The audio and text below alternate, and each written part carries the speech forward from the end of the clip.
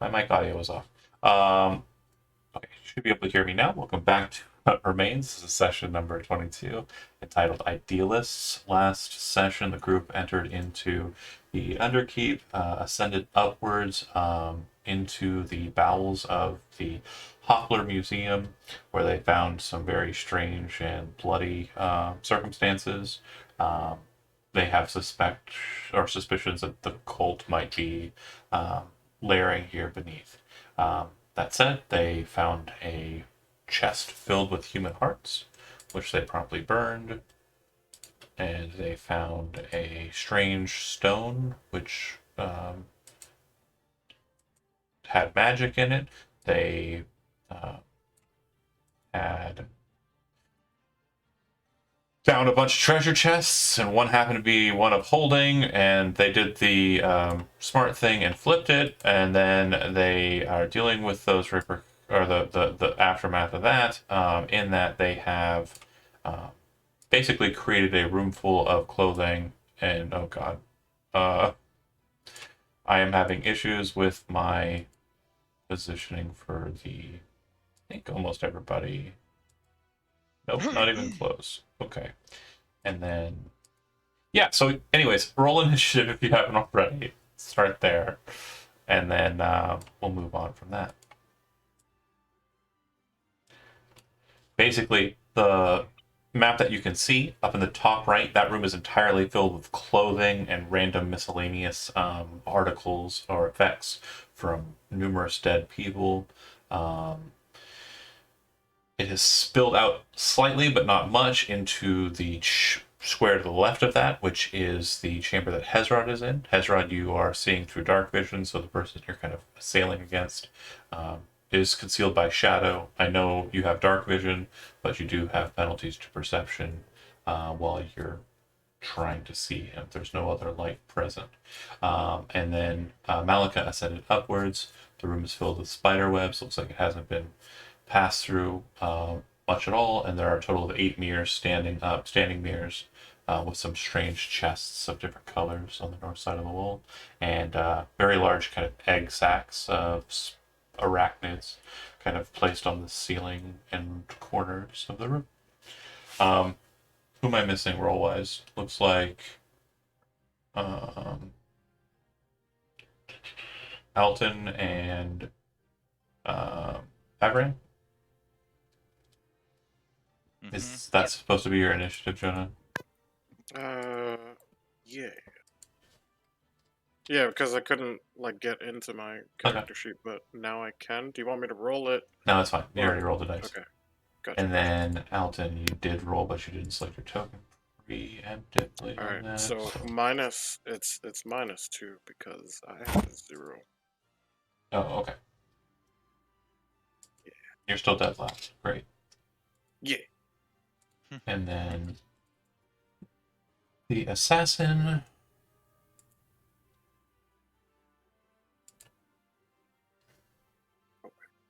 Wow, okay. Yes. Woo! Cool, cool, cool. That is Wow. a game changer. Fiona, you are up.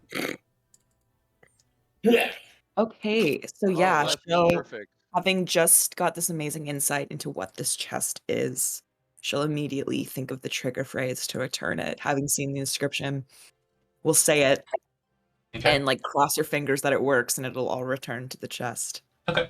Avran, Fiona, Alton, and Golradier all need to make strength saving throws. Oh, my strength is terrible. Come on. Oh no. Ooh, holy shit. I'm gonna get I don't want to think about it. Am I gonna be inside this chest? Oh no. Okay. And If Fiona's next to me, well, everyone basically. You We get hold felt on, hold on, hold strong. on, hold on. Just real quick, let me play it out. So, Avran and Fiona were standing next to each other near the chest. It was flipped over. Once it spilled out, it kind of went to the ceiling. And when you said the command word, all the clothes start to move up to where the chest is at the top of the room. As it's kind of ascending upwards, Jonah, Avran feels the strength to kind of hold back, but can very quickly kind of see the clothing of Fiona kind of moving. You're wanting to intercept, is that right? Yeah. You have one option. It's two choices. You can choose one or the other. You can go into the chest in her stead, or you can let her go into the chest as she's going to do. Avran will probably go in the chest. Okay. So, Fiona, you see Avran's big, bulky form push you out of the way and kind of slam into the chest. Alton, you kind of maneuver and are able to pull yourself down. Golradir, you slam into the back of Avran, which is actually the thing that thumps him into the chest, which shuts immediately. And Golradir, you fall 10 feet. Alton, you don't, and neither do you. Fiona, you take 7 points of damage as you fall. Golradir, as you fall, and the chest also hits you. It's a mimic. I'm sorry, we all take 7? Inspiration for Josie? Was that what you were gonna say? You say Yeah. say it out then. Just cut me off. I was trying to talk and you just kept going. Yeah, we discussed the die rolls, and like you didn't say anything before that. Like there was like that whole bit of like us discussing the dice, and then It's fine. You already did it. Don't worry. About okay. I just want to be sure, it. No, it's like fine. in the future, if the dice rolls hit and you're gonna take that long I to got you. figure it out, then you hear it's really bad, and then you decide that's no good. It's before the results are known. I feel like just to make sure, like everyone agrees with me on this, I did Right. give ample time for like that to be a possibility, right? I'm not being a jerk right now. No, you're Okay, just want to make sure. Nah, you're being You're a jerk. You're a jerk. You're a jerk. I'm out. I'm out. I can't. Shuts off computer. Give it up, friends. Bullies. Guys, Alt suck. F4. Sorry, just a quick question. Do we all take 7 or is it just Golradir? You were pushed out of the way early enough that you're taking no damage, so you're basically Okay. getting the benefit of Avran's success. Golradir failed, and the only reason that Golradir did not go in the box is because of me being extremely kind. You're very generous, thank you. But I take 7. Yeah, because you fall and the box actually falls onto you. Plonk. Oh Owie. shit! Ow. Yeah. So, what would happen if you get stuck in the box? Is there Wait. oxygen in there? Well, Wait, he doesn't breathe though. We'll discuss that on Avran's turn. So, Shit, okay.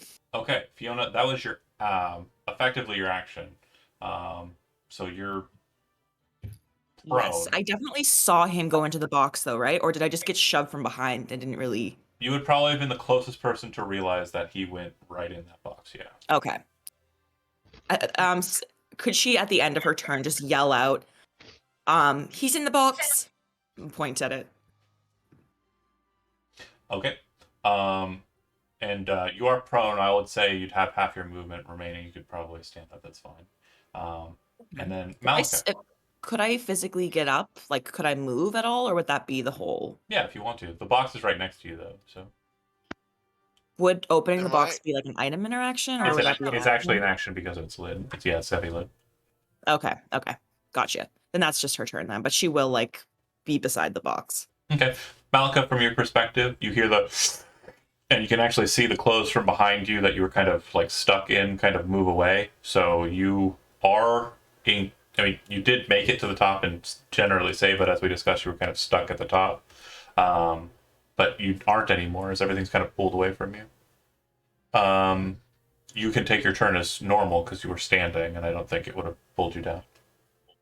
I don't want to be in this creepy room anymore. Can I go back? I suppose so. Thank you.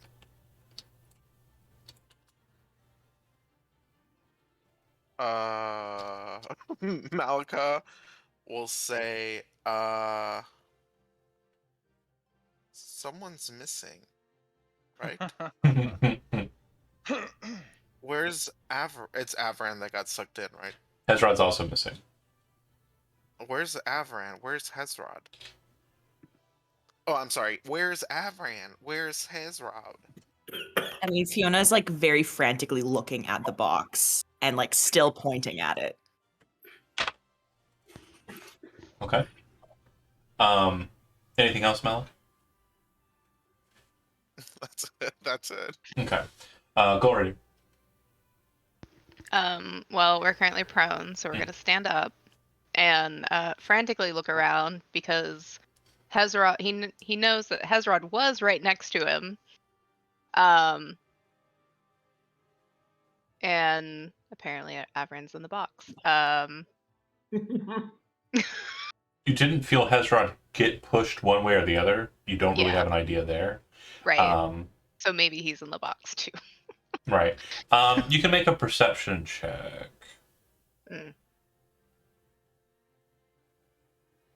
22. You actually hear the sound of Hezrod kind of grunting out in pain, and some sound of the beginnings of a scuffle downstairs. You're keen enough earwise to note that. Oh boy. Hearing that, and Avran's, to his knowledge, he's just in a box, full of laundry. It's not the worst fate he's ever suffered. Yeah, we're gonna go downstairs.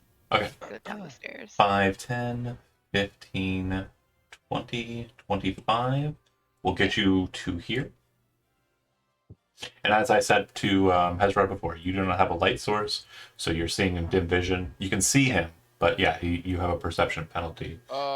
That's actually the stairs I'm on are the stairs that were leading up to the room. Oh, right. So yeah, you'd come up right behind Hezrod. So, thank you. Sorry. And would I See Hezrod bleeding out of his back as he turns it to you? Yeah. I mean, you yeah. probably round the corner and watch this sword like sliding out of his gut. Like, Can I just still hanging do an there. action? Yeah, you've only moved so far. Oh, no. Sorry. You Because I would've- rolled perception. You stood Yeah. up, which would have been half your Oh, movement. You would have right, had to right. dash to get down the stairs, so you rushed. So then no action. You rushed down here. You have a bonus action though. Can I do healing word? You sure can. We are going to touch our friend. And let's go ahead and do that at level 2. Okay. Not much of a Basically- higher cast. So 10 Yeah. hit points back. Hezrod. Woo! And speaking of It Hezrod, still helps. you're up. Thank you. Arrgh. He like turns around like he's just angry as shit. He grabs his axe as he turns and just brings it right down on the guy who had the audacity to stab him. Almost as if in response, you watch as like the bottom portion of his hand here, a massive blade kind of juts out, kind of defense, as he kind of raises it up to block. Go ahead and throw your attack. Let's do. Boo. For a second, the darkness changes to your kind of vision for a moment as sparks fly off of the blade, and he kind of carries the momentum of your axe down with him so that it kind of knuckles into the wood floor a bit and kind of causes a bit of a bite out of the paneling of the floor. Alton, you're up. Actually, you're prone, but it's your turn. Oh, sorry. Go ahead. Oh. He goes, "Arrgh!" And then bonus action, spiritual weapon. Okay. A shark kind of apparates behind him and comes in for the attack. I'm going to use my inspiration, get that 24. Mhm. And then I'm going to use one use. It's okay. He's going to use his reaction to block it. 24 misses. Okay.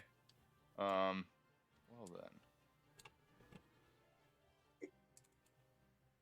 Okay. You watch as he kind of like drops the weapon, kind of you can hear the and then the attack of the spiritual weapon, and you can see that he notices it as well. His glowing eyes kind of move like tracers in the darkness as he turns around, and you watch as a red field of light appears in front of him, blocking the sharp weapon. Alton, you're prone, but it's your turn. I get up because I hear all this. I go downstairs. Okay, so you get up, that takes half of your movement, so you now have 15 feet of movement left. 5, 10, 15. You're able to make it to the top of the steps. Because there's a Golridir and a Hezrod in the way, you cannot see down to target or see anything. You can use a bonus action to dash past them if you want to try, or you can just stay back. Hezrod's obviously screaming at something. Yeah, but when is he? I go, Hezron, what's going on over here? I see a sword in your back. What's going on? Trying to kill this thing. Oh, only I can stab you in the back. I'm the only person that can do this around here. So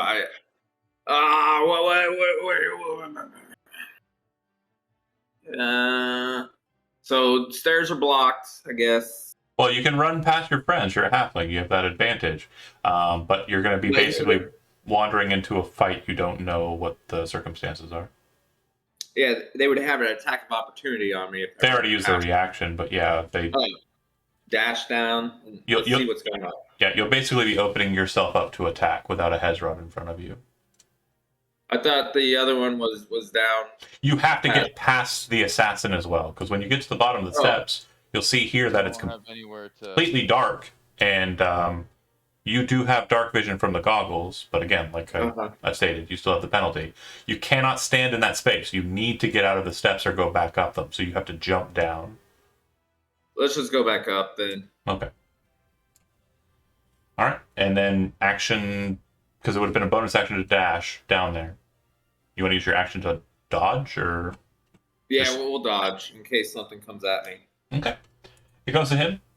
You see him kind of looking at the situation, kind of calculating. Like the eyes seem to be kind of like moving, like the head kind of is moving like tracker to tracker, and he kind of stops. You then are pulling the axe up and around, and he uses the moment as you're kind of pulling that away to disengage, using the disengage action, by the way, to move away from you. As he's doing so, he kind of takes the long blade and shifts it so that it's kind of out forward, and then he scoops it down towards the barrel. It hits with like a loud crack, and water starts to funnel out of it. You also see something steaming come out of it as well, and he runs to the next set of steps, seems to dive in between the rail or the banisters, landing on the steps there, and then you can hear his footfall like heading down the steps below. So 1, 2, 3, 4, 5, 6, 7, 8. Okay. As that thing kind of hits the ground, you start to see a little bit better, as the thing appears to be emanating light. Whatever it happens to be, it appears to be kind of sizzling in the water. And you can see like a round kind of charred black orb kind of roll away from it, like they were touching inside of the water. And as it kind of like maneuvers itself upwards, it takes an almost kind of like sludge-like humanoid form. And it is on fire. You can make a free Arcana check or Nature check, your choice, if you want to try and identify this. This is something you might recognize. 16 on Arcana. No, not you, sorry. Just Ezra. Oh, sorry. It's okay. Yeah, that's Oh, 7. no. You don't know what it is. You do know it's an elemental. He goes, "Ah, and what are you?" All right. It is done. It goes to Avraham. Yeah. What do I see? Complete darkness. Cool. Can I activate light on my sword? Yeah, it doesn't actually provide any benefit. Look. Okay. It does look like there are borders to this space, and as you kind of like activate the light and try to maneuver yourself, you realize that you're static locked kind of in that position. Like you're being held in place by the extra dimensional space that you're in. But you can see that there are barriers, and the size of this room appears to be about the size of the room that you were in. But despite that, it doesn't look like there's anything else in here that you can see. Okay. And you said I'm locked stationary? Yeah, like you can't swim in the ether. Like you're basically just levitating in space. Shit. Ooh, like one of those zero gravity pods. Yeah, like one of those zero gravity pods. Well, no, except that you can move in zero gravity pods, I think. Oh yeah. Is it Can't move. like, can I move a little bit, or is it just I'm stuck right there like Oh, I'm you paralyzed? can move your body around. Like your body still has agency. It's just that you cannot force exert to like change the space that you're in. Okay. All right. All right. All right. All right, Cool. Cool. Fiona. At the top of the initiative, the chest is currently head down. So if you just kind of waste your entire turn flipping it over and pulling it open, you can. I would say it's not technically an item interaction to pull something out of the bag if you're doing it as a part of all of that. Out of the box, I mean, how do you want to go about that? Sorry, pull something out of the box itself. Yeah. Remember last time we Yeah. discussed when you reached into the box and had to think about what you were pulling out, you had to think Yeah. about something very specifically. So Yeah, exactly. So she's going to think of like all of Avran's body so that she doesn't just like, because she'd think of grabbing his hand, but then she thinks like, oh, what if I only grab his hand? okay. So you start thinking of Avran, everything you understand about Avran physically, and eventually you feel something. It feels like hair and metal. And it feels like it's something you kind of, there's like a latch that you can kind of grab a hold of. Do you do so and do you pull it up? Yes. And Avran, your entire body is forced upwards in a very sudden effort. Fiona, your hand very quickly gets relinquished from the missile that is Avran, as he is shot up to his full height to the top of the box and then deposited next to the box. I have a question. Yeah. So last time you said that whoever put the stuff in the box, it belongs to that person. Is it the same with Avran? Avran put Avran in the box. Okay, just trying to clarify that one Or, before. sorry. Fiona put Avran in the box. Fiona does Okay. not. Fiona does not own the box. Okay, Yeah. okay, just trying to clarify Yeah, that one. she didn't. She also didn't perform the. She didn't perform the return ritual on it when she put it in the box. It was never the person's, and that's why it was in its own separate space. Okay. So I don't belong to whoever owns the box. Correct. Can I move? Yeah. I would like to look around, see that everyone's been like leaving. Say to Avron very hurriedly, I'm pretty sure I heard fighting. I'm sorry. We'll talk about your experience later. And then she'll move toward where she You hears can the see fight. Alton at the top of the steps, kind of rapier out, kind of pointing down in a defensive posture. It's Clarence. It's Clarence. It's not a rapier. It's Clarence. Apologies. Pointing Clarence down towards like the steps, kind of in a defensive posture. And as you kind of maneuver up towards the railing, you can see Alton's behind Golradier, and they're definitely behind Hezrod. And from the sound of it, there's something on fire down there. Great. I think she'll also call out, you should probably join us. And that's her turn. Malcolm.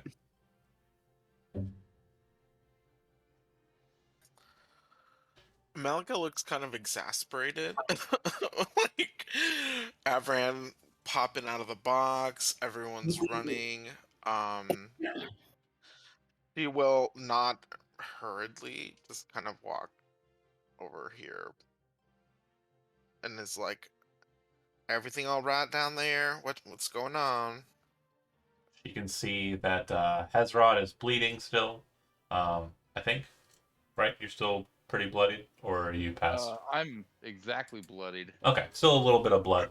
Golradier looks like he just finished a spell of healing, and Alton is in very defensive posture. And there's kind of like a simmering light coming from down there, kind of like a reddish color, not too dissimilar from the bright red color that you saw at the top of the steps in the other ladder. But I don't see an enemy. Yeah, you don't see anything directly, no. And there's no way for me to get down there. If you want to dash, you can move past all of them and get down there. Yeah, let's Okay. do it. If you dash, you'll be at the bottom of the steps with 10 more feet of movement to spare. You have dark vision, correct? Yeah. Okay, so same situation, except that now there's kind of brightness to it. and it looks like it's not glowing brightly. It's kind of like glowing kind of in a smoldering campfire kind of way. So it's kind of creating a little bit of camp light. Yeah, you can move 10 more feet and that'd be it. What the fuck is that? Um, That's the elemental. yeah. That was awesome. What the fuck is that? It looks like a humanoid figure that is made out of magma. Not for long. Is it like? Is it fighting us? Don't know. It just Well, Malika will ask Hezrod and Goldier, like, is that? Are y'all fighting with that thing? We do not know yet. I will try talking to it. He Sure, just yeah. got here. Oh shit, I just opened it and then I closed it. I was going to cast Analyze on this creature. Sure. Resistances, weaknesses. On a failure, the creature's current and maximum hit point totals, as well as any immunities, resistances, and weaknesses. Okay, intelligence saving throw, coming right up. Failed. It has 45 out of 45 hit points. It is resistant to cold, fire, bludgeoning, piercing, and slashing from non-magical attacks, and it's immune to poison. It would also do condition immunities: exhaustion, grappled, paralyzed, petrified, poisoned, prone, restrained, unconscious. Yeah. Great. I would relay that. Okay. In a very short and like mainly like what it's prone to attack wise. Hezrod would like to say something to it in Ignan. Yeah, that's fine. It's not going to really pay attention to you as it goes into its turn. You can say what you want, though. It moves over to the larger barrel that was near the barrel it was in, and it kind of molds the top portion of it into an almost draconic-like mouth, and then bites onto the top of the barrel, consuming the wood, burning it, and then the water kind of splashes into it, and it kind of lets out like a, distasteful kind of as it kind of touches the water. But it bites off the top of the barrel, which causes the constitution of the barrel to fold, and it kind of breaks open, and you watch as 2 more of these creatures spill out of this larger barrel. Well, god damn it. I like it. Up the stairs! Up the stairs! The floor is very much on fire, by the way, around The them. floor is lava. Indeed. All right, Hezra. Oh, no. Okay, so I want to do 2 things. Mhm. I'm going to cast a spell, but I also want to...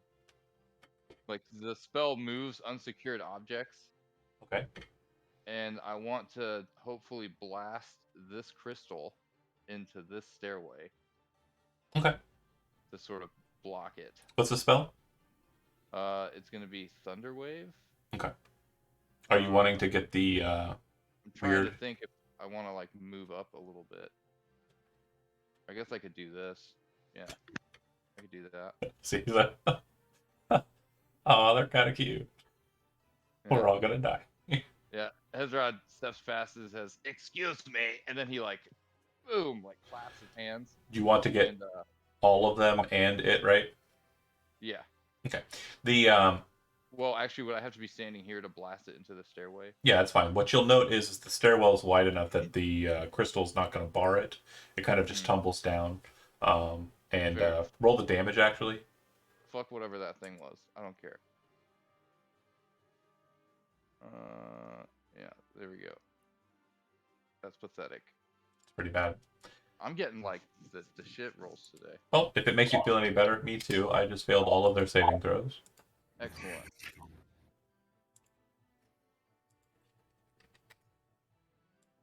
Thud. Thud. Thud. They all slam against the wall. I'll actually be nice and give you They all slam against the wall, kind of burning the stone that they hit against. The rock goes flying into the stairs. You hear it kind of hit against the wall, but it doesn't seem to break much, just a couple shards that spike off. And then it kind of tumbles down the steps. Does the Alright. table go with it? Table's surprisingly secure, and Interesting. it's still standing on the rug. Interesting. The rug's not burned. The rug is on fire. Oh, okay. It is not. It doesn't go up like a. The rug is on fire. Then he's going to. He says to the others, "Up the stairs, go!" And as he heads up the stairs, he sends his shark spirit in to attack this one. Going through this or the attack. Let me see here. Spiritual weapon. God, well. That's a good hit. Yeah, 5 more damage. Let's go ahead and burn and embrace oblivion. Okay, what damage type? Let's do thunder. Okay. Because I don't think thunder was in the list. What was the amount of damage on that? 6, right? That'd be 6, I believe. Okay. Yeah. Twice your proficiency bonus. All right. It goes to runaway time. So, I guess Alton. everyone needs to move upstairs. What I hear Hezrod saying. Is that what you want to do? Yeah, that Hezrod would be upstairs if I could move past. Yeah, you move 5, 10. So you'll be at the top of the steps at 15. So you have you've used 15 so far. Yeah. Okay. All right. Hezrod comes into the room and he says, "Ah, the fire! The fire is coming after us!" Well, if Hezrod's running away, I'm going to run And he stops here in the middle of the room and says, over here. Oh, he says, "Avraham! Just the man I was looking for." And I'm going to. It's totally in the burning building. Alton, you just move over to that side then? How far is it? 1, 2, 3, 4. You can get right at the foot of the steps with your movement. Yeah, let me go see what's up here. Do you want to dash bonus action? How To far go. is that from? Dash will double your speed, and then you can use your action again to dash again. So technically, you could go 75 feet in a turn if you want to really, beat the feed. No, I don't want to be 75 feet away from. One dash will get you to the top of the steps, though, so you can scout ahead. Yeah, I'll just scout ahead. Okay. As I discussed, room filled with mirrors. Looks like there's 8 total mirrors. Strange spider webby things, and door chests at the opposite side of the room in between the mirrors. Just kind of go stealth. Going to go stealth. And just wait up here. Mm-hmm. Like kind of be in between the stairwells and. Yeah, you can use your action to hide. Go ahead and make a stealth check, and Avran, you're up. Actually, you're prone, but yeah, it's your turn. Okay. Stand up, and then he's gonna look at Hezrod. What is going on? I was in there for literally a minute. What? And where? What? What is going on? What? What happened up here?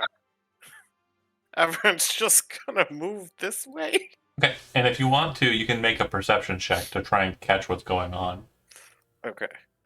as your action, Yeah, that's fine. because you're not doing Hezrod's anything else. covered in blood. There sounds like there's a lot of kind of burning downstairs. When you first came out, you heard a loud sound, which you would recognize as Hezrod's thunderclap, or thunderwave. You see that everybody seems to be rushing upstairs. Golradir and Malakar are not immediately visible, but as you kind of come to the edge of the steps, you see Golradir's beautiful blonde top of his head.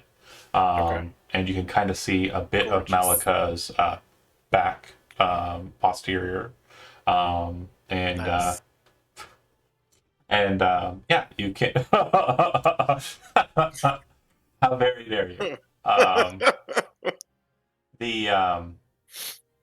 The situation as it stands is strange, but it definitely does sound like downstairs is on fire. Cool. That's all I can do. That's my turn. Kind of to understand the space that's currently aflame, I will place it. Top of the initiative, Fiona. Yeah, so she will have like heard him yelling for them to leave. And we'll go back over to the green chest and we'll pick it up. And then hearing them yelling about it I'm being sorry. on fire. Did you say you pick it up? She'll try to pick it up, yeah. Oh, okay. So when you flipped it last time, it was like an effort. Your strength is, I'm looking at your character sheet, 10. She Yeah. really wants this box. You're not picking it up. That's not a Can thing I that's drag happening. it? Hold on. Let me do some math real quick. Drag, 5 Rock drag this. strength, drag, twice your carrying capacity. So carrying capacity for you is Let it burn. a strength score times 15, so that'd be 150 times 2 is 300. Yeah, you can drag it. Only just. It is Awesome. definitely a very heavy chest. It's about 5 feet long. It's about 3 feet wide, and it's about 3 feet deep. Interesting. Okay. Yeah. So she'll drag it over to like the top. While of you're the dragging stair. something, your speed is reduced to 5 feet. Okay. She'll move it in the direction of the stair entrance. Okay. Do you want to use? I would say your action is actually dragging. So yeah. Okay. Cool. You drag it 5 feet. It's closer to the stair entrance. Cool. Okay. Avrin, you can see that Fiona is struggling with the chest. But your perception check is high enough that you think you might understand what's going on. Do you know what's going on? What she's trying to do? Because I think I know what she's trying to do. I know what she's trying to do. Okay. So, Yeah. that being said, on your initiative, you can assist her. The chest doesn't look that heavy to you. Okay. Malika. Malika will turn to Gordir and say, "Go upstairs now," and we'll hold her turn until Okay. after him. That posterior is so domineering. Yes, ma'am. Go right here. He sounds genuinely upset. I don't think Zizo realizes that Gorder does not wear the pants in his relationship. Go upstairs So gladly. he goes upstairs. Okay. You make it back upstairs in since you were just down, it'd be 10 feet of movement to that position. So you still have 25 feet of movement from that position.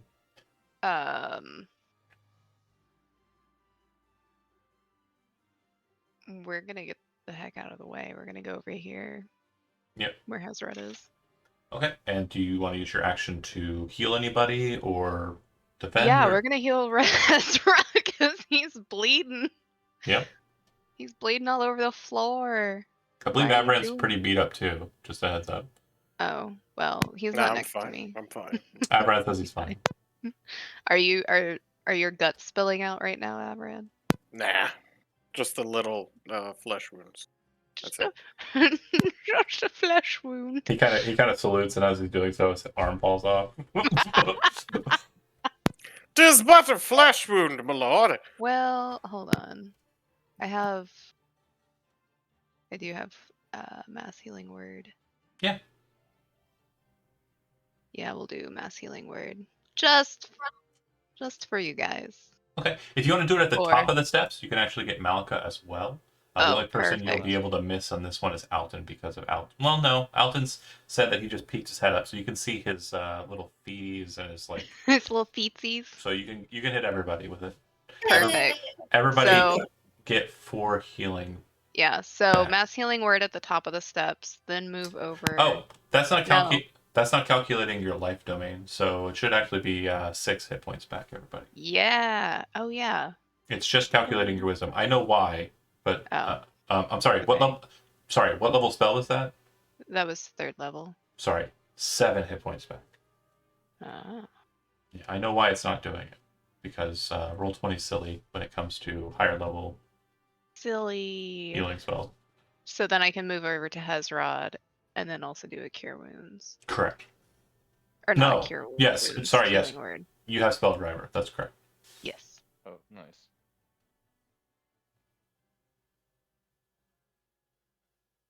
Okay. Gordy, you're done. Malika, you held your turn. That's for you, Hezrod. So how we do holding in my game? You're just I'm gonna take sorry, your. Did you do a healing word or? Yeah, healing cure- word for you. No, you cure wounds. You can't do healing word and healing word. Both are bonus actions. Oh, my You bad. gotta cure him. But while you're doing that, Malika, you held your Yes, action. Dr. Daddy. Your initiative doesn't Don't worry. shift or anything. It remains the same. You just take your turn later in the initiative count. So you want to move upstairs? 5, 10. I'm gonna. Go ahead. I want to be like right at the top of the stairs, but where I can still see this floor. Oh, okay.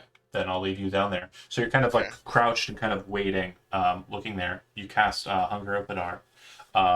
And yeah, it fills out with darkness. I will let you know that they don't care. They don't seem to care. Wait, are they immune to cold? They're resistant to it, and they are going to regenerate enough. It's not going to matter. Oh fuck! They regenerate. I mean, they're going to not care. I will put the spell out, They're not gonna care. but they're not going to care. Okay. Um, Well, Alright. that was my last spell slot. no worries. It's okay. Don't tell me not to worry. I We'll want to take worry. We'll take a nap after this. You can worry a little bit as a treat. Okay, so I'll do that and be like, huh, everything's taken care of, all done, and then head upstairs. You can still now with this like the of the tentacles and the hunger of Hadar. You also hear Just crackling Everything's campfire noises. fine. Actually, 20-foot radius. So that'd be 8 by 8. It's the whole thing. It's just the whole room. Yeah. And do you want to get out of there? Since you technically would be able to stay on that Yeah. floor. Okay. Yeah. Oh, oops. Gotta move you first. Hopefully that's not creeping into the room so that you can see it. But yeah, tentacles happen. As is like to happen. It goes to them. Wait, one more question. Huh? Sorry, last question. Does Hunger of Hadar have any effect on the fire on the floor? Sure. So it is doing cold damage to. Let me double check. Hunger of Hadar says.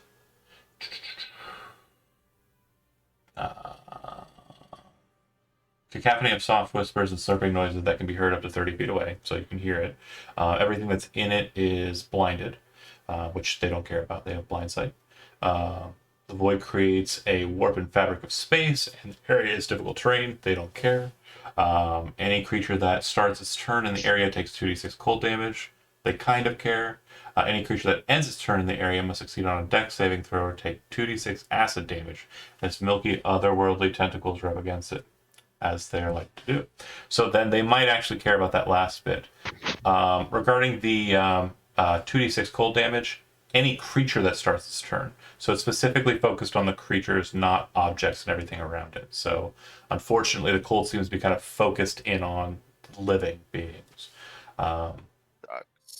But again, not too terribly big a matter because they are continuing.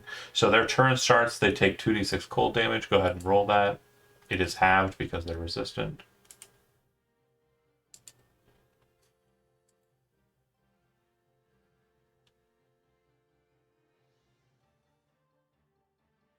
And then they will consume, so they will regenerate. It sounds like they're kind of pulling up the floorboards at this point and consuming them. They end their turn in this space, so go ahead and roll 2d6 more for acid damage. This will actually affect them.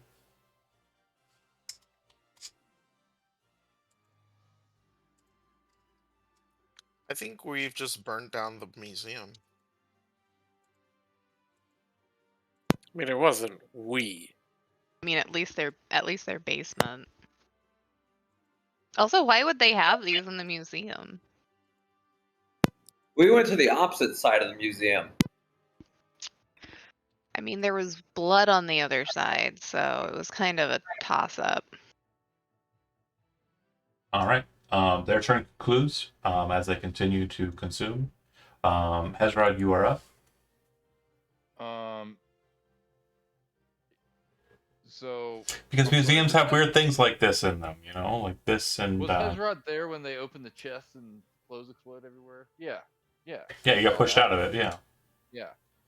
So he looks around and he marches over here and grabs the chest. That Fiona's dragging over there. She accepts the help, I assume. Right. And then he's gonna. What's your drag it strength score? 19. Okay. Sadly, it is exactly one shy. I've already done the calculations to be able to move it without having to drag it. Damn. Can I So, ask a question? yeah, Is the plan to empty out all the clothes into that room? correct. Yeah. Yeah. Yes. Don't just throw it down there, because then it'll just burn. No. Well, those things are gonna eat the clothes.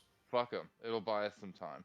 Maybe. I don't know. Physics-wise, a bunch of cloth, a bunch of force might extinguish it.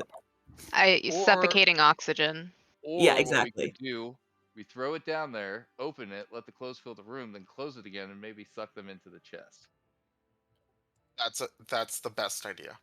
I don't know if trying to put a fire demon inside of a chest, though. Like, I don't know if Okay, it will well, burn let's the try magic it room. and find out. I don't want to mean- ruin this beautiful magical object. I love Well, it. no, because it's not. It won't be inside of wood. It'll be inside of a dimensional fuckery thing.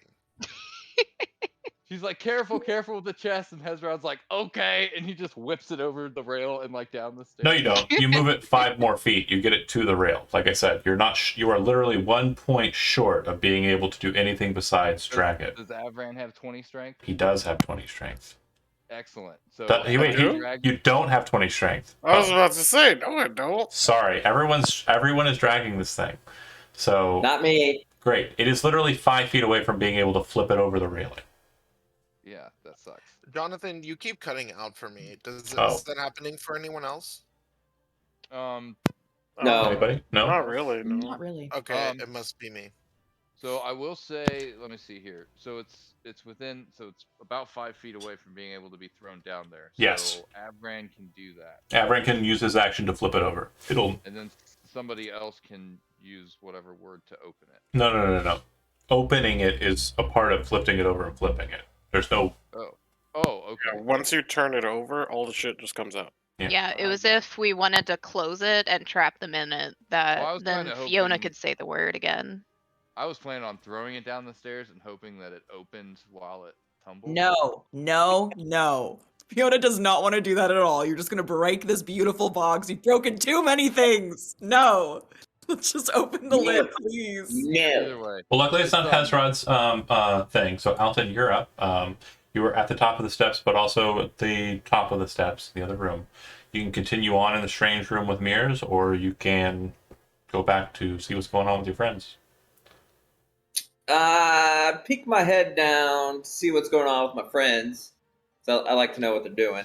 Yeah, it looks like they're moving the crazy clothed exploding box towards the steps where you saw fire thing. So you think that they're trying to smother the fire with the that.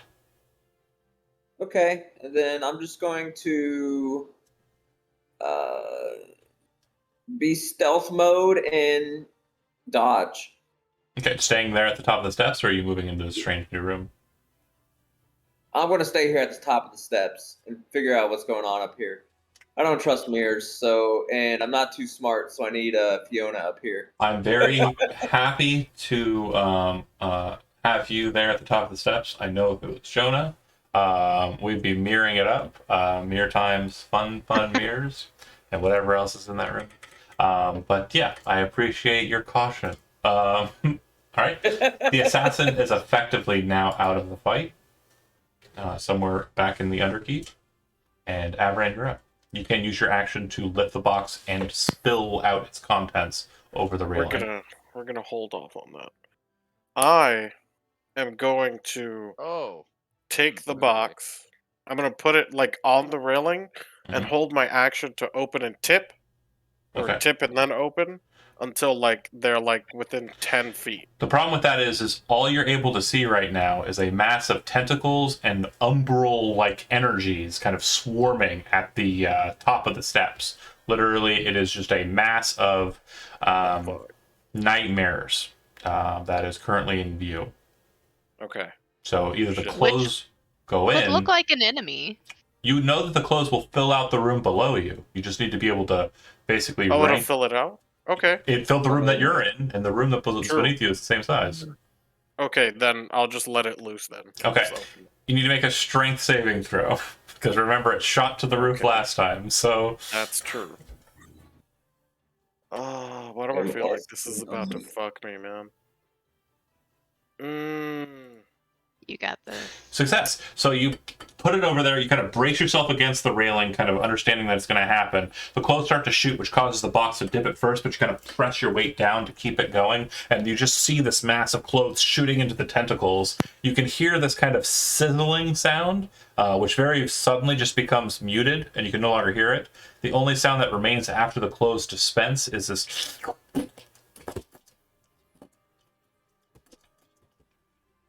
Thanks to Malika. Cool. I have Great. no idea how that happened. I don't know where that came Science. from. All right. Avran, your turn's completed.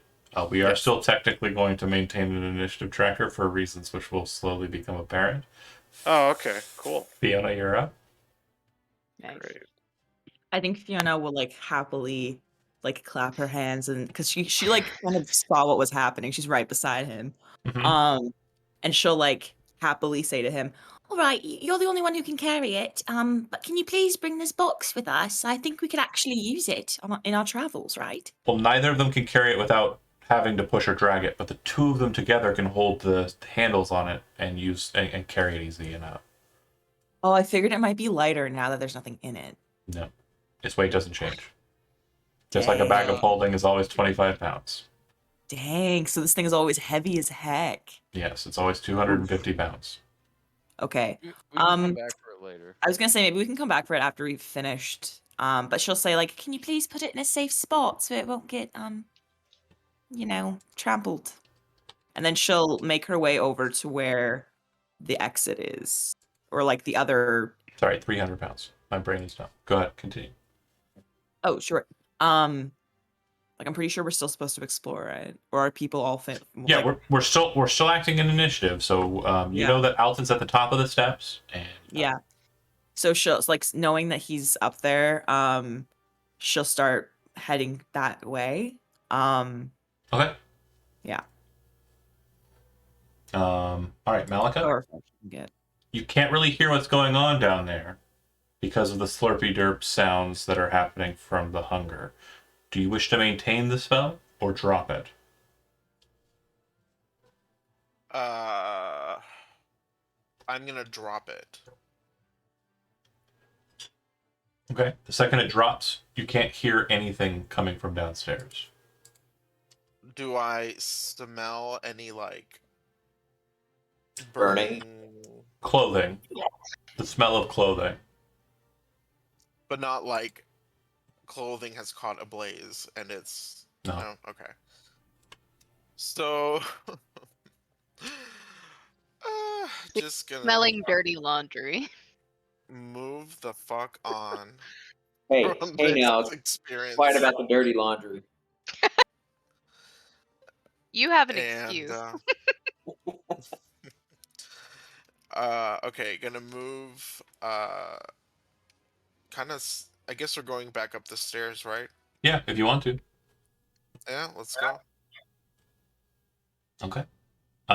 You head up and pass Alton, and however many feet of movement it took you to get to the steps, plus 10 more is how much it takes to get to the top of the steps. Okay, I have plenty of movement. I'm just gonna move a little bit over here so I'm not in the way. Staying And- behind the mirrors. Yes. Okay. Yes. What you'll notice is the mirrors appear to be framed in kind of a brass or like a jeweler's brass metal, like a very shiny yellow metal. The backs are kind of held. The mirrors appear to have a back that's kind of like a soft pine wood, kind of simple coloration, but etched on the backs of each of the mirrors in the wood, you can see these very large, distinct markings in Infernal. It appears that these are spell tracks. They appear to be some form of conjuration magic that is present based I on the can way. read Yep. Infernal. It's basically gibberish, but it basically translates to conjuration magic. Some conjuration magic is present here. If you want to use your action to identify what it is, you can use an Arcana check if you'd like. I somehow don't have Arcana trained, which I guess perhaps Yeah. because it's some more. So okay. You're Can homeschooled. is there? in the Homeschool. warlockiness. I'm homeschooled. Is there any religious significance? Okay. I'm That's my homeschooled. turn. Yeah, but is there any religious significance to this? I'll allow you to make an Arcana check without it trained. All right, cool.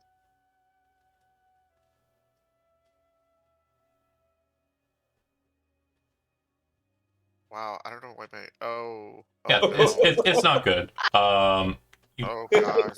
You do not know what the magic means. Exactly, he's not trained.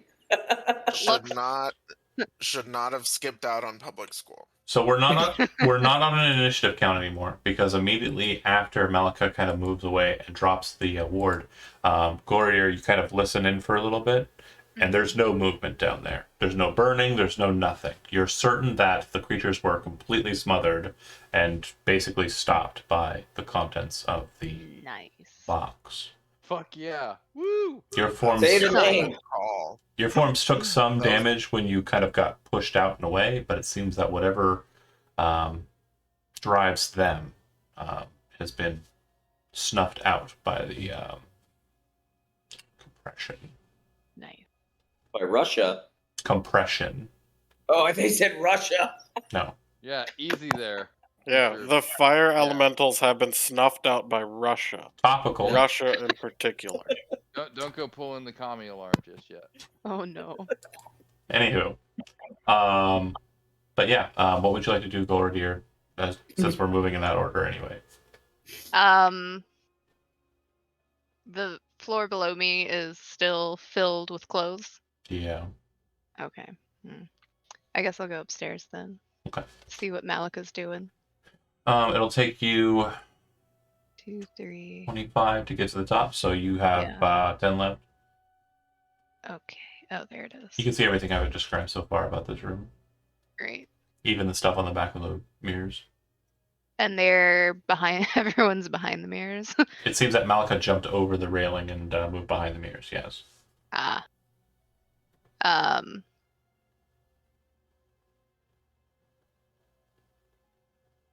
God, why is he so vain?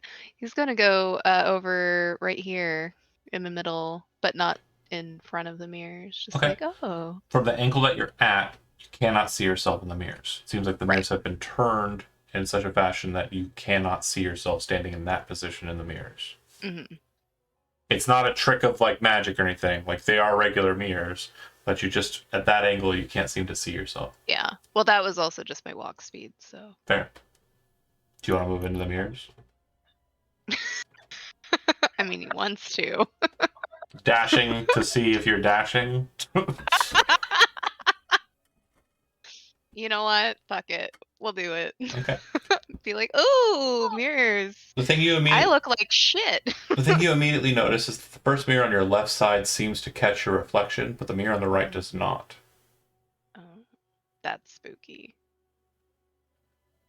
Does anything happen though? Vampire. Okay. We're inspecting the one that does have our reflection and just being like, wow, I look like I've been dragged through the sewer. Make a perception check. Okay. You definitely have been dragged through the sewer. Literally. Literally. Eight. Man, You do look a little rough for wear, but this isn't the worst you've ever seen yourself. You still can see the abdominals, the chiseled Adonis features of the face. The hair seems to be immaculate despite everything you've been through. I mean, Yeah.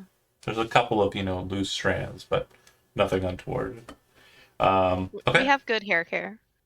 Fair enough. Back downstairs, Josie, do you want to go upstairs and let the lads carry the box? Yes. So she definitely wants this box to come with them because it's amazing. It's pretty But rad. The first, box of amazingness. right. First, I have to deal with this, whatever this is. So as she gets within like range, as she's walking up the stairs, Move you over there. is there any other like door frame? So there's a staircase on the other side. There's the mirrors, and then there are 4 chests at the end of the line of mirrors. It looks like you can't get behind the mirrors and move around them without knocking them over. And it looks like you can kind of just avoid them entirely and just head up the stairs. It looks like if you want to play with the chests at the end, you would have to knock over a mirror or 2. Yeah, not doing So, that. Even I think true. she's As soo- upstairs. Sorry, Suzo, even true for you, from your position. But go ahead. As soon as Fiona comes in, Malika would point out the infernal markings on the backs, and say, I don't have the schooling. I don't know what this is about. It seems like conjuration magic. What do you think? That kind of stops Fiona from heading upstairs. If you want to roll an Arcana check, since Malika is basically reading it out to you if you don't speak Infernal and kind of explaining what she's already gleaned from it, I'll let her help you despite not having training in Arcana. So you can make the check at advantage. Cool. 23. It seems that these mirrors summon something. What their trigger is, you cannot discern. But it seems that whatever they're summoning, they're pulling it from the plane of shadow.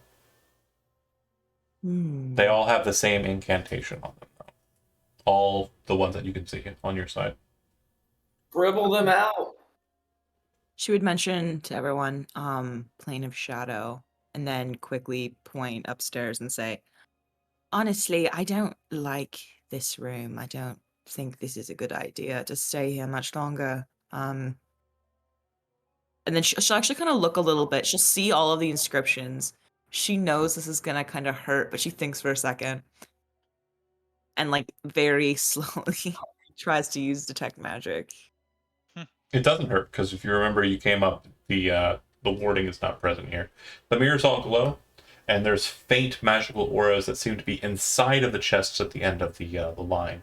But you can't detect the auras. They're just kind of like a buzz that seems to be kind of leaking out of the boxes from whatever's inside of them. Don't open the box.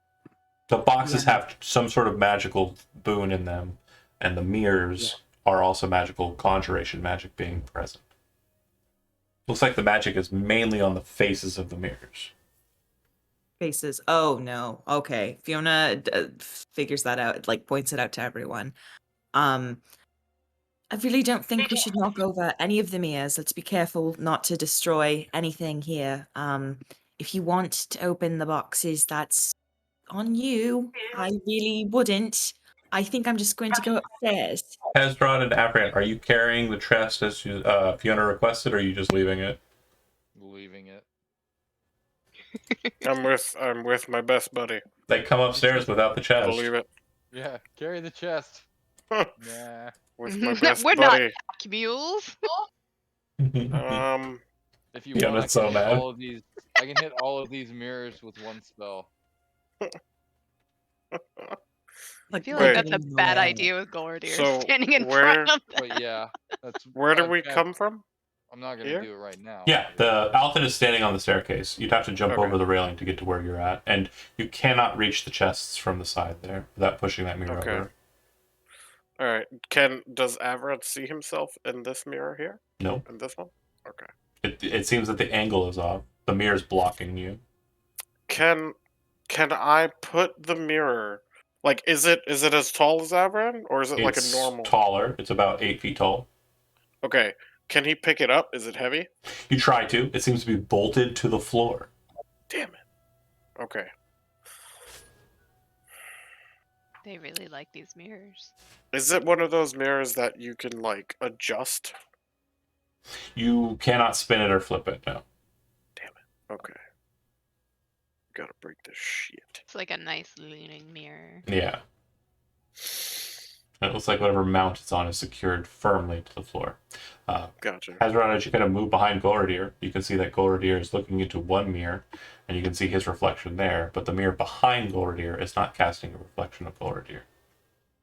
He's I'm checking gonna, out his cool scar. But it should be. Yeah. Hezrod's gonna step in front of the one that's not reflecting gold. Your reflection is present there. Gordier, as you kind of hear Hazard behind you, you kind of are kind of distorted because you know he's right behind you now, but his reflection is not in your mirror. But Hezrod, your reflection has you, but no Gordier. Hezrod's also checking out his new scars. Yeah, you're pretty fucked up, Yeah. dude. You kind of do one of these, like looking behind you. You're like, where did he get me? Where did he get me? Yeah. And you can see this just Yeah, he's massive like puncture wound where he stabbed you. That's kind of healed over from. On the backs on the backs of the mirrors, there's infernal inscription, right? Yep. As you guys are like fiddling with the mirrors and touching them, Fiona's just like so disappointed, and she's just like squeezing her eyebrows. I don't know how many times I should say this. It's magic on all of the mirrors. It's conjuration, and it's from the shadow realm. I really don't think any of us. And she looks at the scars, and she looks at like the puncture wounds, and she points to all of them. Do any of you really think we should be fighting right now? Everyone's gonna accidentally break this one. Who's fighting? You're gonna try. What are you gonna try and do to break it? He's gonna Just gonna- accidentally. I'm just gonna accidentally fall into it, Okay. like from the back. You slam into it. It doesn't knock it over. It seems to hold firm. God damn. Okay. If you want to put some effort into it, you can, but the same result. Pushing it from behind does not seem to do anything. It is very firmly placed in the floor. Gotcha. Hmm, Gotcha. Okay. fancy. Is the metal that like frames the mirror, is it hard? It looks like it's jeweler's brass on its exterior. Mm. Jeweler's brass is a relatively soft material. It's a, Yeah. something that can be kind of malleable in heat, but it doesn't seem to be. Yeah, exactly. Lava. Can it be? I can't reach my Heavy. I can't reach my dwarven mug. It's all the way over there. But I also have some Heavy. jeweler's brass hanging out. I Can got it it- for $3. Can it be broken with enough force? Blunt or Your athletics check didn't seem to work. You cannot push it over or knock it down or break it from that position. Are you trying to break the glass of it? Ye- You'd probably be better set to do that from the front, but yeah. Okay. okay. Alright, yeah. I'll accidentally break it from the front. So you're gonna go out and around and walk into the mirrors. I'm not gonna walk into them. If pushing them doesn't work, I'm gonna try to hit them Yeah, with old reliable. there's zero angle for you to do that from behind them. So you're gonna have to Oh. go to the front of them. So you're Yeah, standing. yeah. No, I know. Is there enough room to where I could just walk? What I just said, here? no, there's not. Not really. Okay. Sorry. The only person who can move between the mirrors, and only the mirrors that are the 6 down, is Alton. Mhm. Okay. And he'll have to squeeze to get through them. Got you. What are you doing? Brand, you stay away from those mirrors. Did you not just hear what Fiona said to all of y'all? Oh, whoops. Fiona walks out of the room. Like she's not going to be here for when magic gets I unleashed. have Are fallen, you going and back downstairs or are you going upstairs? Upstairs. Okay. Well, you make Malika's it. coming You with make it to the steps. I'll take a second. Bear with me here. Alright. Avran, do you want to try and swing at Hezrod's mirror? You know what? No, I will move up past them. The and go second to you kind this of mirror. move into like between Hezrod and Goridir and move up, you see one of the mirrors catches your reflection. You notice that the two reflections that you walk past don't have your reflection, and all of the mirrors that you can see besides that don't either. This mirror on the right seems to catch your reflection, and you kind of move over to it with the weapon, looking at yourself, holding the sword. Mhm. Make a perception check. Perception? Mhm. Got it. 22. You look more angry than you feel in the mirror, but you start to think about it and start to shift your kind of like face, trying to like see if it's, off or something. And you can detect that it wasn't. Maybe it was just a weird, like, maybe maybe you really were pissed off when you saw yourself in the mirror and nothing else. But you definitely noticed this strange kind of moment. You're just not certain of it, like what it was, or what it meant. Does it That's still look interesting. angrier? No. When you kind of shift your face to kind of like play with the attention of it, it Yeah. doesn't. It doesn't. It's matching up with your face just normal. Okay. Okay, so Huh. what's this? Oh, Huh. Alton, what are you doing, Moving up with the ladies? Fiona. Yeah. You said ladies.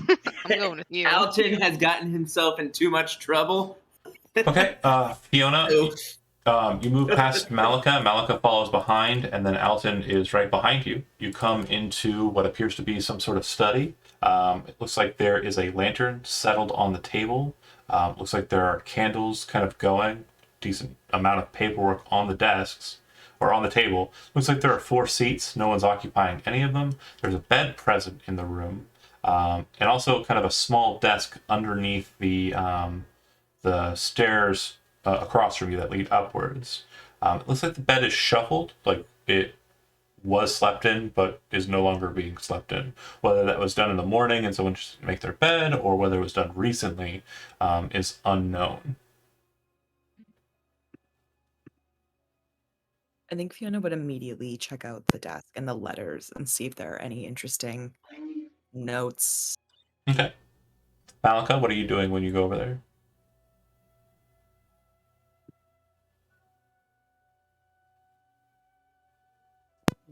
I Zizo? think Zizo went AFK. Oh, real AFK. quick. Okay, no worries. Then Alton, who's also AFK coming back. What are you doing when you come up to the steps? Did you hear what I said about the room? No, if you want to go back over it. No worries. Sorry. Table, bunch of paperwork on it. Lantern that's going. There's also candles that are on that table. There's like 4 seats. There's a bed. The bed appears to had someone sleeping in it, whether it was recent or like earlier today. You're not sure. And there's like a kind of a desk over in the far corner. It's devoid of anything. It's just a weird small little desk, and there's like a chair in that corner, and it's underneath the stairs that lead upwards. I'll wait for Fiona to do whatever check she needs to do before I make an action. Smart. So I will redo my initiative past. Well, there's no initiative. There's no initiative. Yeah. We're out of a fight. So double check I on gotta play smart. double check on Zizo just to see if they're there. Okay, we'll come back then. We're going to loop back down to the folks who are downstairs at mirrors. Goridir, Avran, and Hezron. Again, it looks like you are casting reflections each in individual mirrors. And just to kind of make that a little bit more noted, this red, oh, sorry, hold on. Shape. Swakle. This one is, that's not working. Sorry. Cancel. Get rid of it.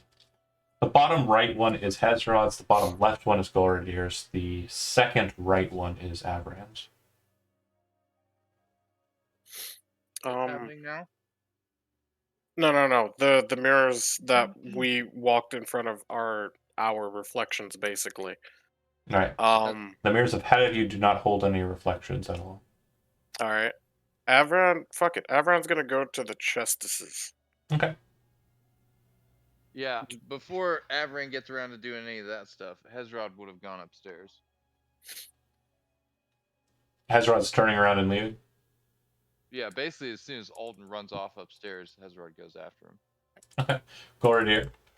As he kind of moves away, you kind of turn back and look at the mirror, and you'll note that Hezrod's reflection is still there. And then it slowly starts to fade away like Back to the Future, Marty McFly's family. Nice. Mm. You're muted. Oh, sorry. Thanks. That's too spooky for him. He's gonna start following Hezrod.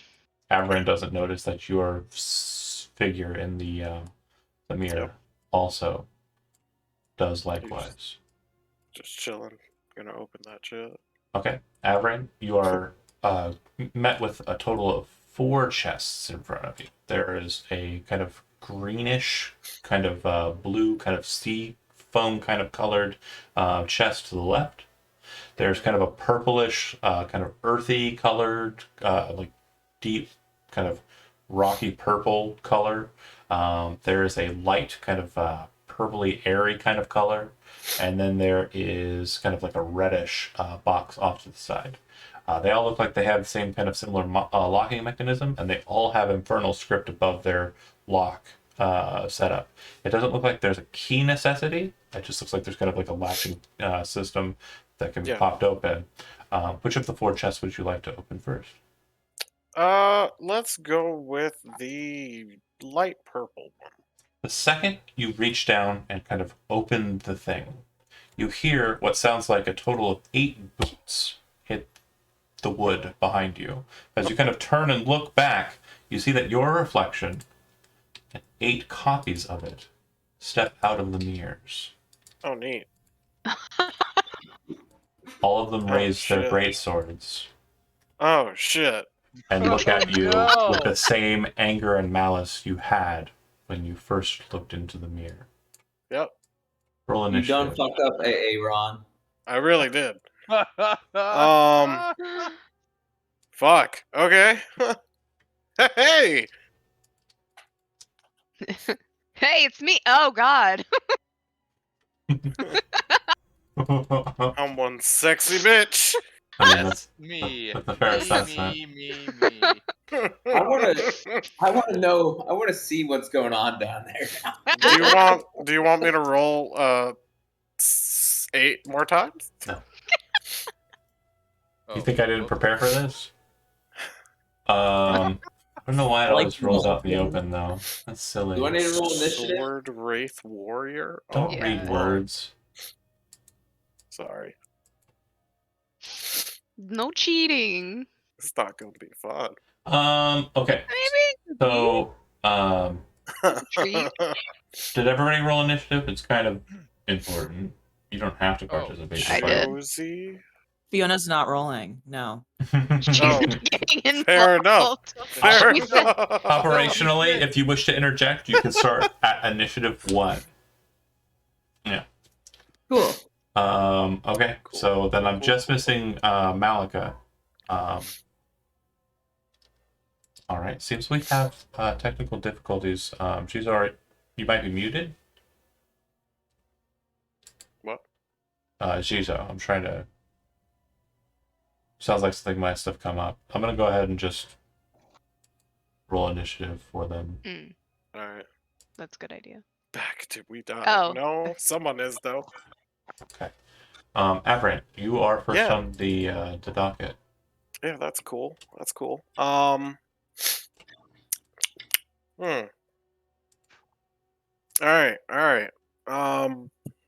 Fuck it, we're gonna go down. We're gonna go down with the fucking fight.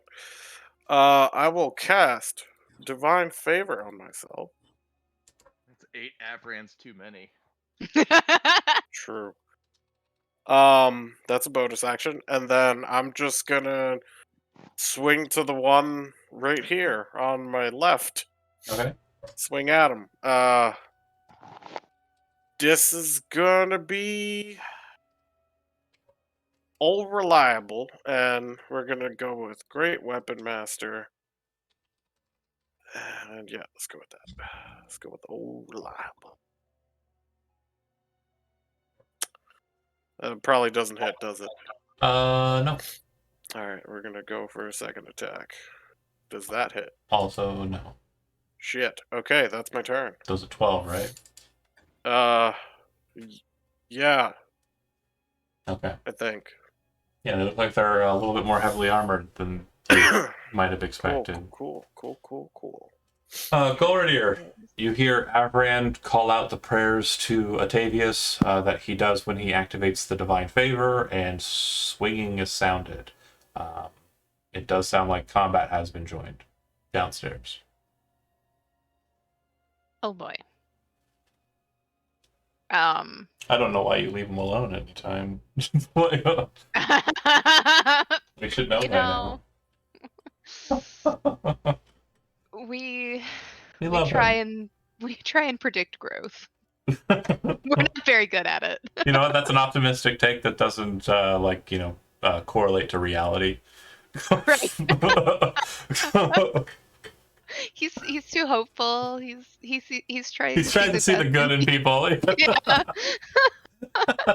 He's like, I'm just here to heal people. Like, Oh, I love it. I fucking love it. Okay.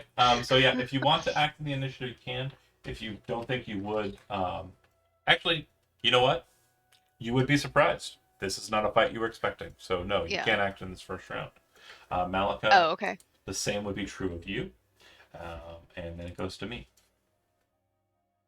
They all kind of move around you.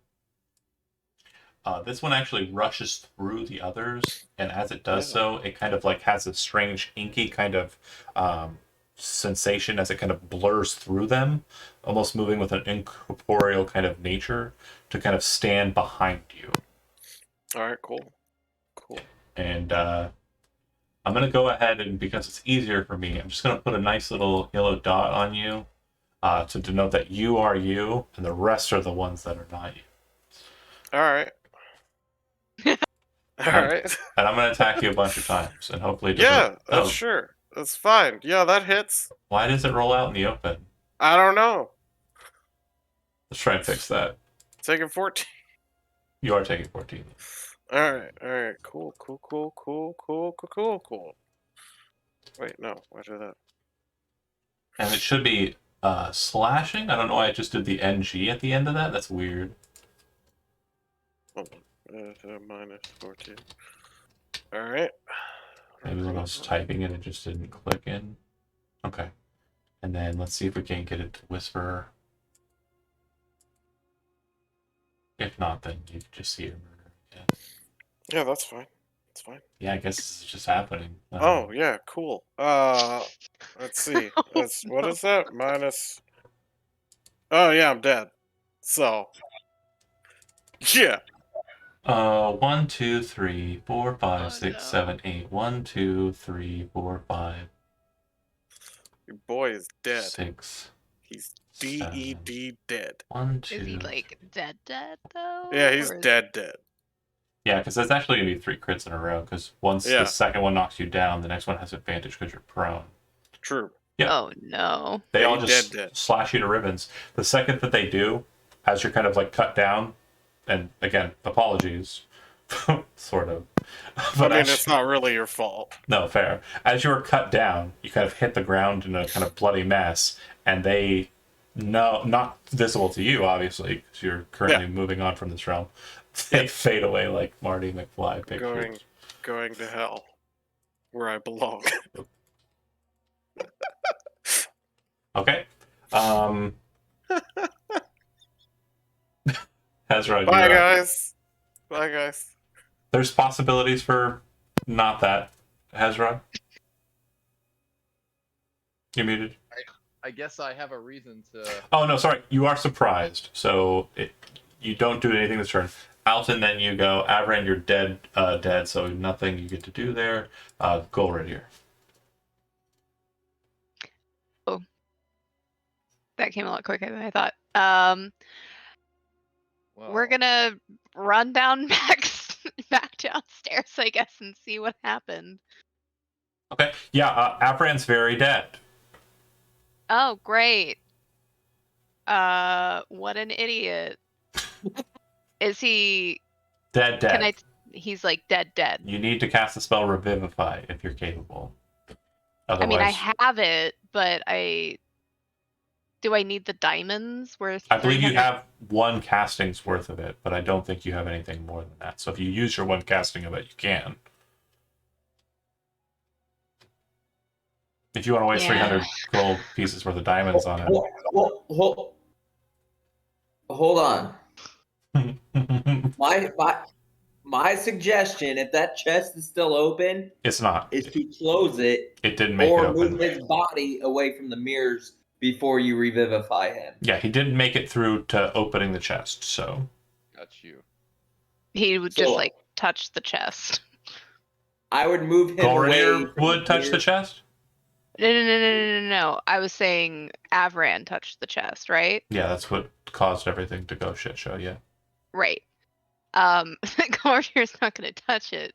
But Move the body. you don't know what caused anything to happen here. You just see it. All the stuff that happened to Right. Avran. He's focused on Avran. Okay. That's all he's not even looking at the mirrors. So you're rushing down there. Yes. Okay, you can see him pass the line. You have to get into touch distance, which you can if you move your full speed. Okay. The second you pass through the mirrors, the mirror on the left makes a Golridir. All the Yep. other mirrors that you pass by, there is no Golridir. Okay. Then I guess we're gonna use Revivify. Okay. Jonah, if you can't hear me, that's fine. If you can, you just were revivified, which means your body was basically sewn back together. No, I heard. I'm here. Okay. I'm just smoking a cigarette. Okay, do me a... Oh, you're too far away. So I'm actually going to put your fate in Elizabeth's hands, so she's resurrecting you. Can you roll me a D100? Okie dokie. Just Wait, 1D100. before you do, does do my racial traits benefit this at all? No, I don't think so. Specifically with death saving? Okay, never mind. There's no death saving throws. I killed you outright. Mm-hmm. Like No, I know. Yeah, I hit you enough times that it didn't matter.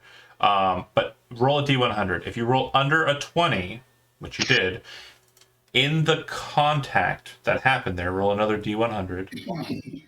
Oh no. 46. They clipped off his left arm. It's I'm not sorry. able to be restored. I'm sorry, Avran.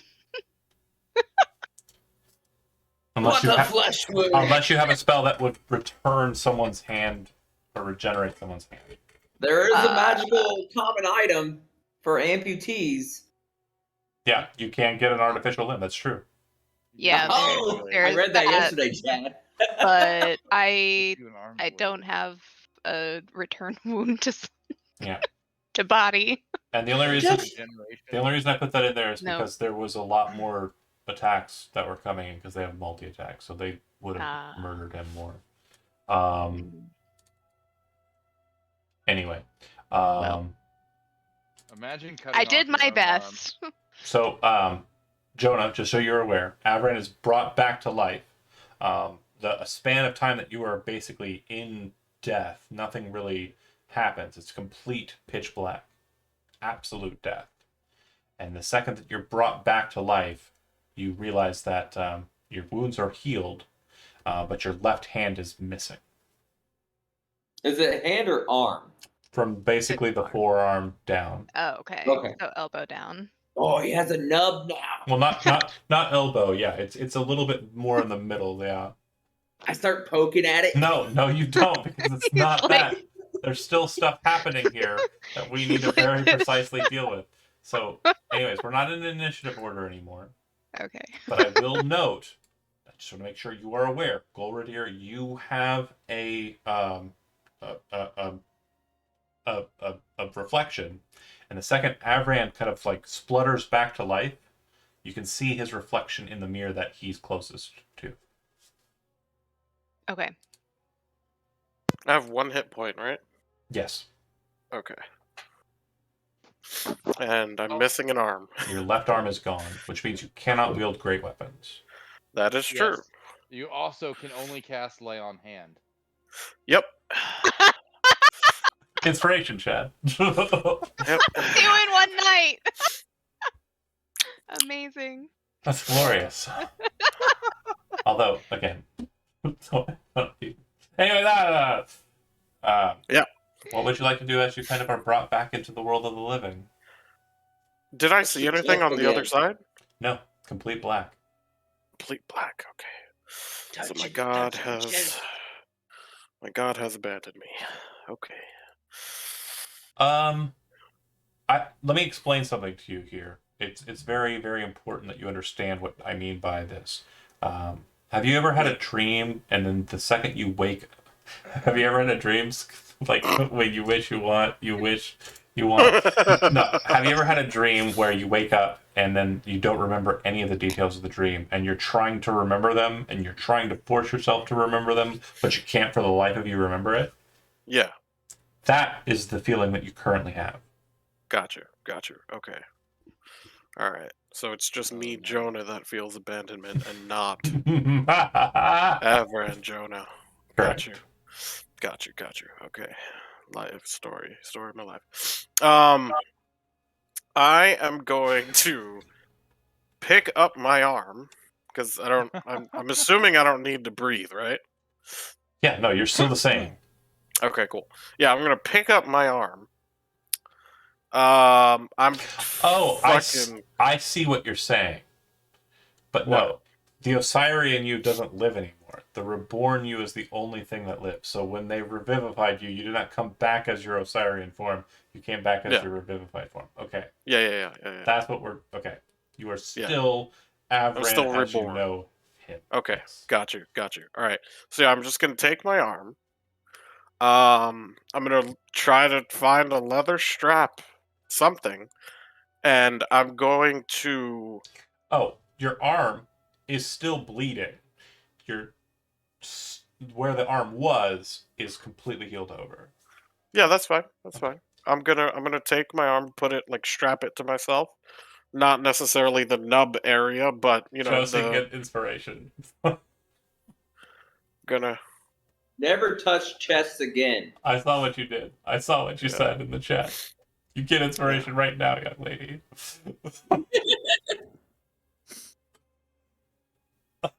That was the best resurrection spell I've ever seen. Hands down.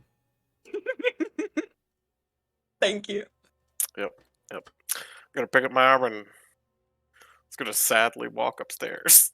Okay. I'm gonna thank Golradier for coming back for me. Okay. And you pick up your sword, I'm assuming, as well, right? Sure. Okay. Why not? Alright. Use it as a blunt force object.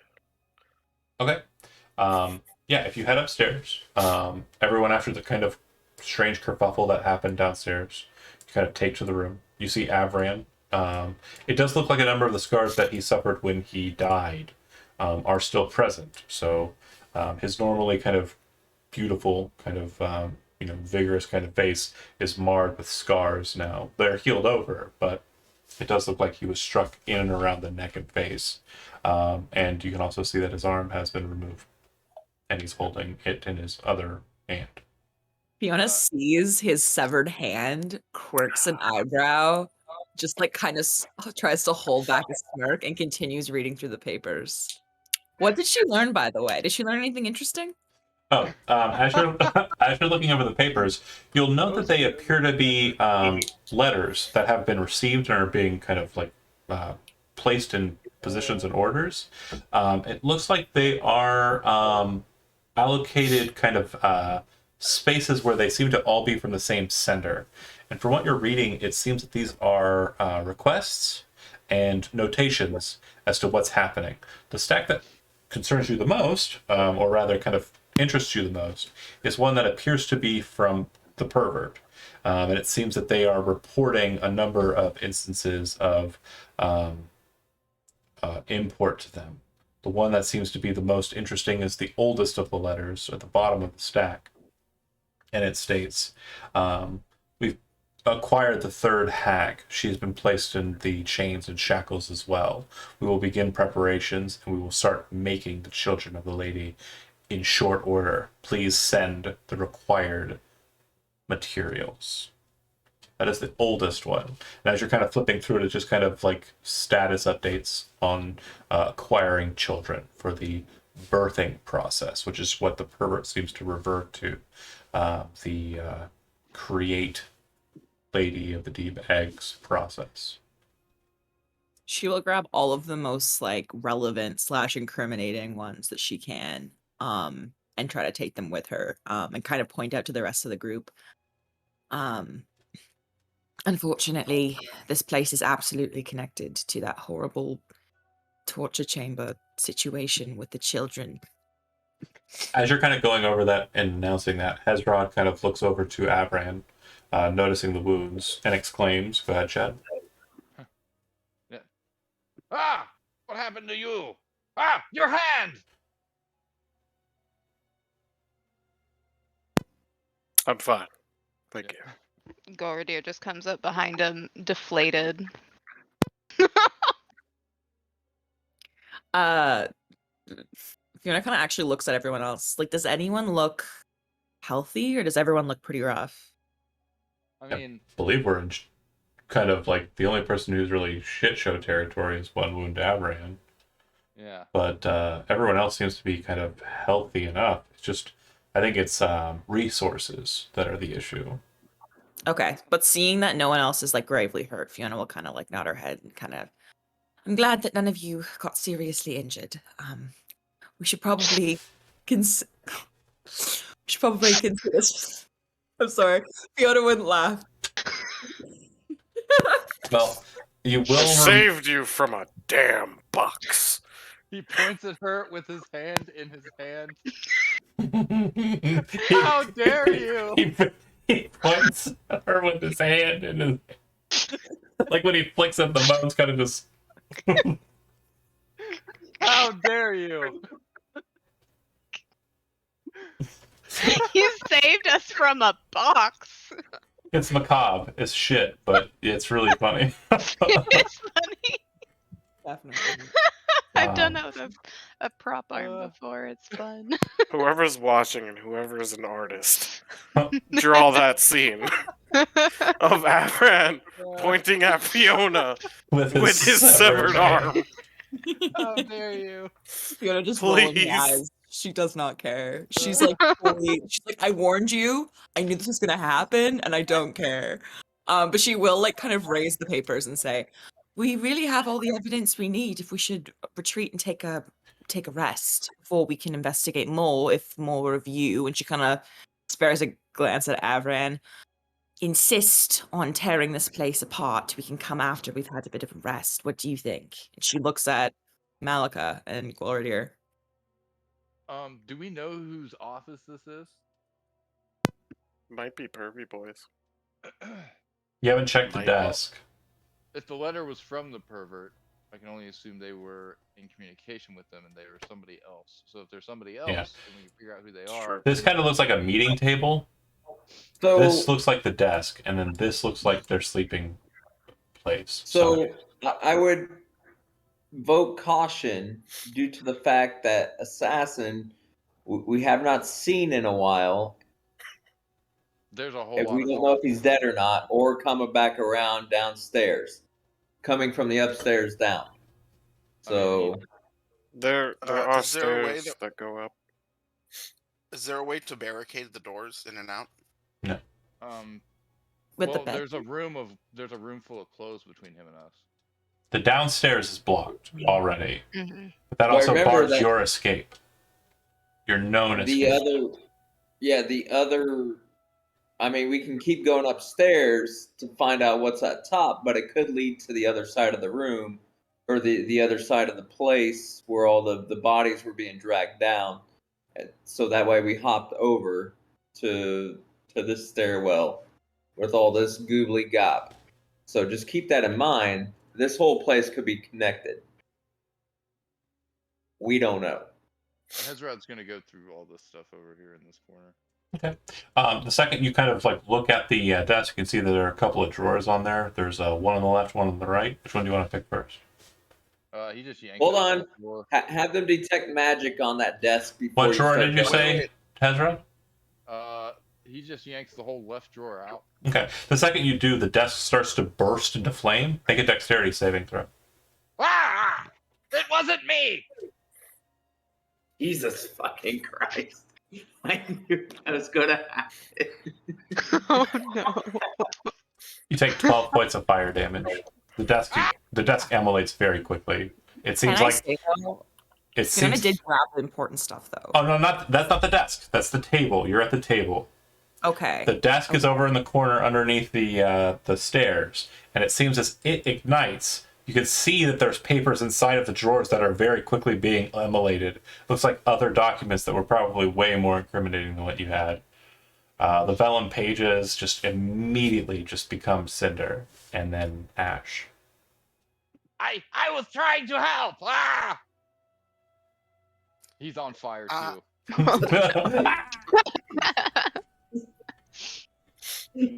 Fiona, I don't think I can handle much more of this. I think we need a break.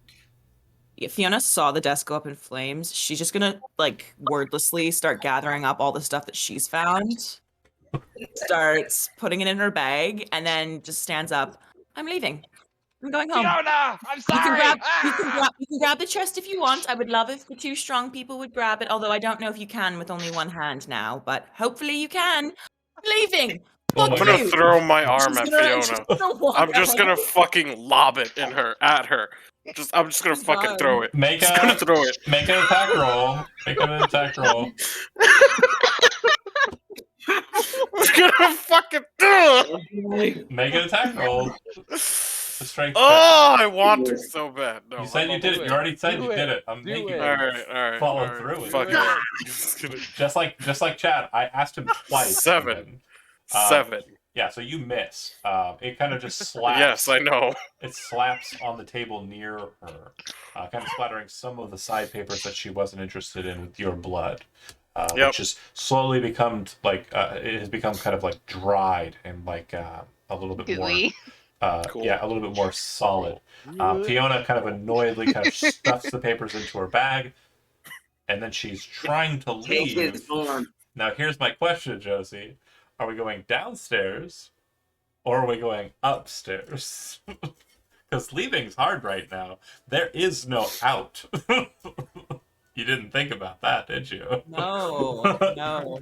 She's just gonna kind of. We can't just leave. That's not a thing that, because if you go downstairs, not only is there a shit ton of clothes in the way, but an assassin who might be coming back with reinforcements.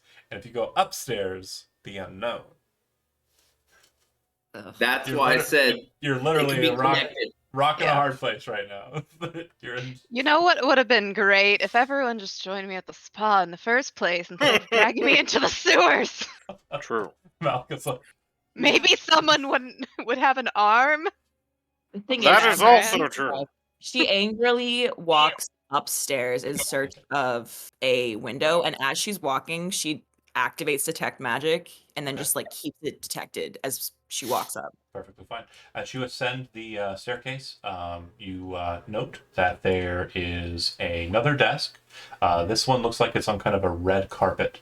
Malika's directly behind you. She seems to be following in tandem. You can see that this desk has other items. Oh, oops, sorry. Missed by one square. Other items of import on it. It looks like this desk is a bit more busy than the desk downstairs. And it also looks like this is a desk that's actually used for purpose.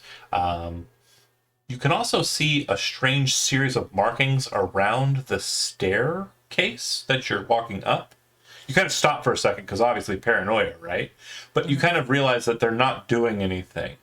They're just not magical. They're just this strange kind of presence. But as you kind of come up the railing, you can see that the railing and those markings seem to have kind of a soft pink glow to them, which denotes illusion magic. Kind of go, interesting. It's not doing anything, though. It's nothing crazy. But as you kind of step away from the stairwell, you turn and look back at it, and it's completely gone. You can see the aura of pink, but it seems that there's an illusion spell that makes it look like there's no staircase. She will wordlessly, well, I guess it will be with words. Malika, in your head, you'll hear, just so you know, they've illusion magic on the staircase, so we can't find it again, but it's still here. Well, you can find it. You know where it's at. You know that Oh. you know that the illusion is an illusion. Like, it's kind of like running into a brick column to get to Hogwarts kind of Okay. deal. I was just about to say, is it the Hogwarts 9 3/4? Yeah. It's a similar circumstance. You know that that's basically not there. But as you all start kind of stumbling up there, Can I pick up my arm? yeah, absolutely. Thank you. The desk has, like I said, more busy work on it. There's a chest, and there's also a cage in the corner.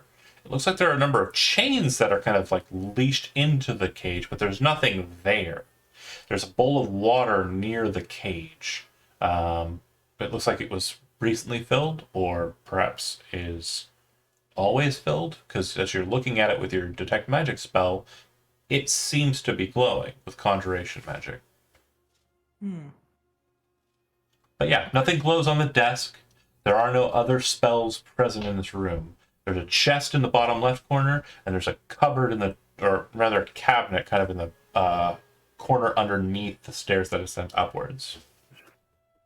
Okay, I think she'll just, even though there's no magic, she'll just start looking through the desk items to see if there's anything incriminating. Nothing. It seems to just be logs and categories of museum articles. It seems like you have finally reached the actual museum proper, and this appears to be an office for some sort of curator who keeps track of items that are, again, it's boring shit. Right. Can we identify the It's an name of the office. curator? Yeah, I was just about to say, is there like a little name tag or anything? There is no name tag, but it does look like the letterhead on the documents does appear to note a Demetriarch as the last name. It doesn't state a first name. She'll grab you- one of the stationery, like she'll grab something with the name on it. Okay. And keep it in that. And she'll also when she grabs the piece of paper with the name on it, Mhm. is there a quill on the desk? There is. She'll just make a little crude map of the office and note where the staircase is. Okay. Alton, I see that you kind of maneuvered over towards the staircase. You're kind of looking upwards, keeping an eye on what's next, right? Yeah, but That's then what I I thought. also want to try to eyeball the desk for like any secret drawers. Doesn't look like there are any drawers in this desk at all. It looks like there are two boxes on the right side and the left side of the desk that are set underneath them. One looks like it's kind of a waste bin, and then the other one looks like it's stacked with papers. Let's go through the waste bin and see what they have thrown away. Okay. Yeah, it looks like just a bunch of documents with the letterhead. Look like they're rough attempts at things that are actually still on the desk. It's all boring shit. Mostly it is logs of things that have been added to the museum proper. What about the other box full of papers and random junk? Same thing? Yeah, the stack of papers looks like this is filed material. And based on where it's kind of placed, this is ready for receipt. So someone will take this box somewhere else.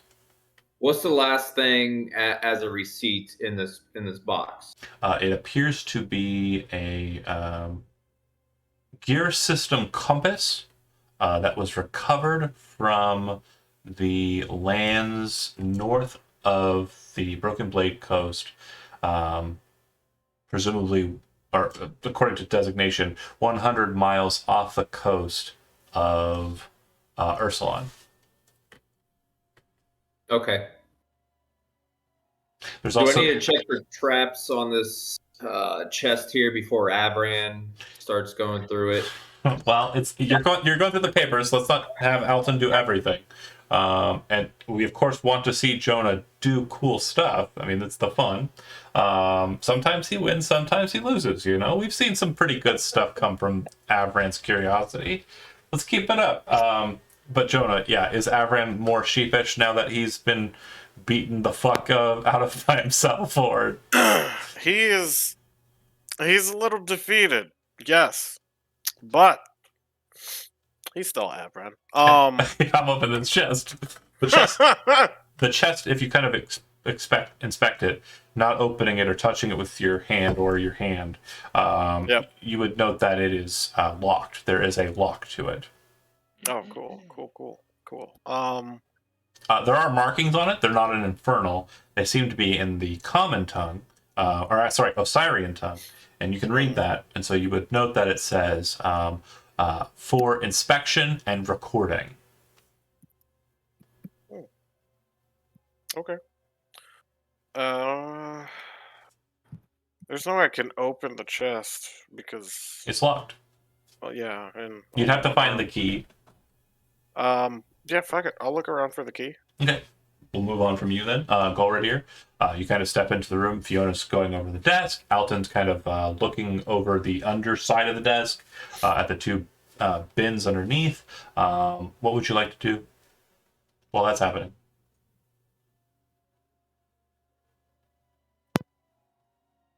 You're muted if you're talking. No, I think you just muted yourself. Hold on. No, I Okay, you're muted good. myself. You're just not saying anything. Got it. Yeah. That makes sense. That checks out. I was talking to myself anyway. I got none. Okay. So We're mostly Golradier, just like watching Abran to make sure he doesn't do anything stupid. keeping close to Avran, basically making sure he's doing okay. It does look like he's looking for something. So if the two of you want to make a perception check as you search for whatever, you can go ahead and have Avran. You can make the perception check with advantage since you're the one seeking, and Golradier is just there helping you out. Okay. Okay. 14. Okay. Perfect. We'll get back to you here in a second. Malika. Fiona seems to be very obsessed with the paperwork. It does look like your halfling friend is also focused on paperwork underneath the desk. Avran looks at the chest and then starts looking around the room. Golradier is following sharp behind, also looking around. What would you like to do? Is this really there? Yeah, there's a there's a cage. There's a number of chains that are kind of inside of the cage, kind of hanging out there, and there is a bowl of water that appears to be full. Are the chains taut? No, Okay. Are there really bones in here? there are. Once you get closer, you do notice that there are some bones on the ground inside the cage. Ooh, can I try to determine what kind of bones? Do I have nature? I probably don't. It would be a medicine check. Ooh, I have that. Yay. Human, Nice. Ooh, presumably that's weird. teenage or young child. Oh shit. I'm about to murder this curator. Yeah. In a museum office, that's weird, right? Yeah, it would be. You also are aware that your skill was what allowed you to determine that those were human bones. You're pretty sure that based on the size and kind of shape of the bones, they might be mistaken for elk or animal bones, like other animal bones. Not elk; elks are big, but like other animal bones. Malika will kind of nudge Fiona. They were keeping a kid. That's a teenager's bones. A humanoid. With your medicine check, you would know that it doesn't look like the bones were shackled. It looks like the bones were of something that was in there, and whatever was shackled consumed it. Okay, well, it looks like these bones belong to a teen. You're muted, Josie. Thank you. She'll kind of nod grimly and like motion to downstairs again and say, "Yes, unfortunately, if you recall that one cult, they kept trying to grab children, right? I wouldn't be surprised if this was one of them."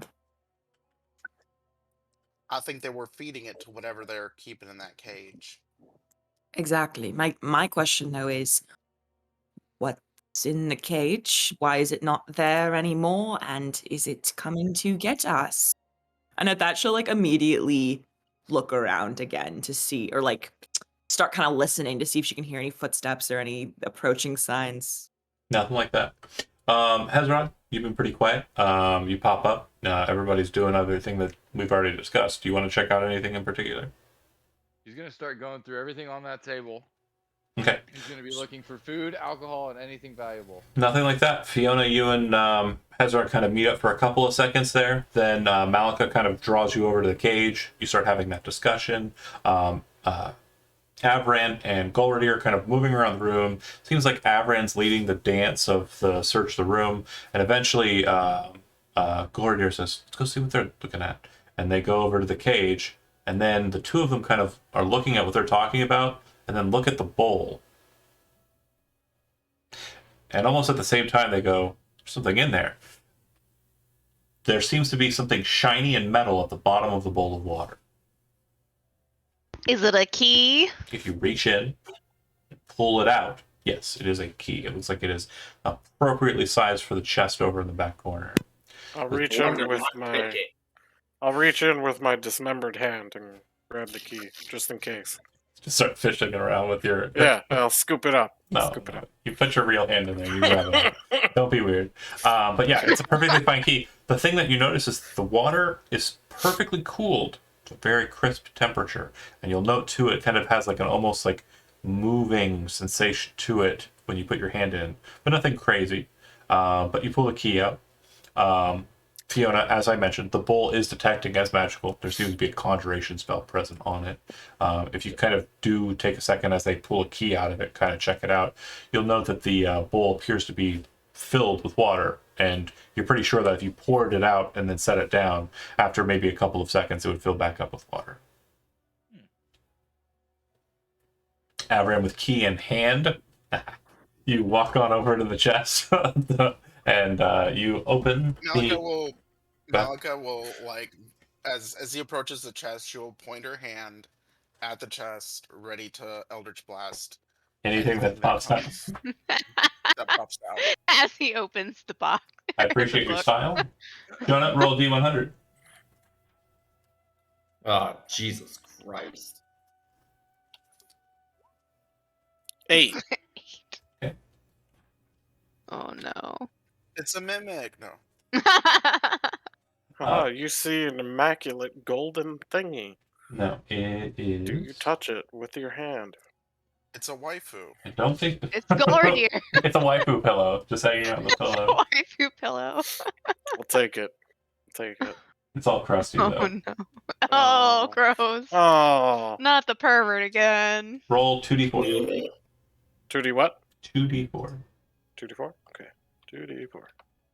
5. A 2 and a 3. There are a total of 5 pieces of what appears to be Malbergian art. Malbergia is a society that existed well before Osiria. It was founded in the Liberus Coast. The art that's present here appears to be mainly brass and bronze, and it's covered with gemstones. Fiona, if you catch an eye of this, or rather Golrady, or more specifically, if you catch an eye for this, you know that each one of those pieces of art is probably worth around 750 gold pieces. Nice. That would look good on my yurt wall. This will go to buying a new arm. Oh. I'll take... What do you know about art? I'll take 3 of them. Well, it could Wait, also should we- help pay for more diamonds in case we need to cast another Revivify spell. On I'll take you. 2 of Guys, them. wait. I Have you heard of- absolutely love the way you've said revivify, by the way, in that accent. Revivify. But Revivify. the way you said it, it was so fucking beautiful. I'm sorry. That's right. What did you say? Nothing. It was a bad joke. Okay, great. Move on from it. But yeah, the art objects are basically kind of like there's kind of like That's a lot of ornamental. shula. There's like an ornamental kind of like neck piece. There's an ornamental kind of pair of gauntlets. Detect Magic doesn't read anything on it, but they look like they're very ancient and they're Malbergen, which is kind of like it's a society that existed in Liberus before Liberus was Liberus, which is the kingdom to the south. Yeah. And I there mean, were 5 it'll. of them. Is the chest Yeah. bolted to the ground, or can you just pick up the chest? That chest is just sitting on the ground. What is with you with chest? I actually don't care about this chest. Isn't it like more convenient to just grab the chest? No, they're not It's all massive. neat. They're basically trinkets, but they're worth a bit. Yeah. Oh, I They're see. I just was picturing like expensive. Chest is 25 pounds. It's 25 pounds of added weight. So I guess They're gonna Goldie go gets in the all party. trinkets? Yeah. What? I'm just The party saying, if we're loot. like walking out in broad daylight, like Well, you can stuff them in a bag. yeah, Yeah. okay, good. They'll we fold got up and bags. stuff. Got back. Would They're somebody going in the party stores. Okay. would somebody please explain to Hezrod that this all is probably the response all this craziness or the pervert's contact in the city is most likely Demetriarch. Chad knows Yes. this. Hezrod does not. Yes. But he would like to find whoever chained up and killed this child Truly. and turn their insides into outsides. Truly. We shall do that. Didn't Alton, wasn't he supposed to meet with someone named Demetriarch No, for training? No. Okay. No. the Dante. Black Hand. The Black Hand. There we His go. name was Yeah. Dante. Dante, yeah. Gotcha. Dante's Inferno. That's right. Good way to remember it. Yeah. Okay. Inomine pastre. So what's underneath the stairwell? What's that? What's that back there? It appears to be a kind of wardrobe or chest of drawers. If you kind of look through it, it looks like it is just a bunch of miscellaneous tools, measurement devices, calipers, all sorts of kind of magnifying glasses and implements. You could fester out a set of calligraphy tools from this if you'd like. You could also fester out, or find a set of navigator's tools if you'd like as well. We'll If you take the navigator's tools and calligraphy. Okay. I give the calligraphy tools to Josie.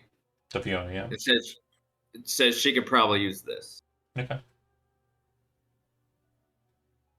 So Yeah, your assumption is that the measurement tools are for like measuring and tracking kind of information about the artifacts and relics that are brought down here. Based on what you read in the paperwork, you saw dimensions and stuff of things and some hand-drawn scribbles of, the artifacts that I mentioned, etc. Okay. Yeah, we're gonna walk out of here and it's just gonna say in big letters right above the door, "Cursed Artifact Wing." Well, Fiona didn't Very detect any nice. magic on those items, so. But yeah, I saw you move Jeez. your token there. Jonah, are you trying to Yep. head upstairs? I am waiting by the stairs, by the edge of the stairs, to see if anyone is gonna come up with me or. In the patient kind of time waiting, you'll know that your hand has stopped bleeding. Nice. And when I say your hand, I mean the hand that you're holding. Yeah. Do you want to? The one that's not attached to me. Do you want Yeah, I to got it. bind that and like put that away? I mean, I don't have any medicine training. Again, if you want to ask somebody for help, you can too. No, this is my burden to bear. I'm going to use it as a weapon.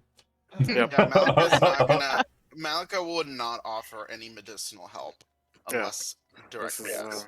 Hezrod would. Hezrod is like surprisingly doting on Avraham. Okay. Like very.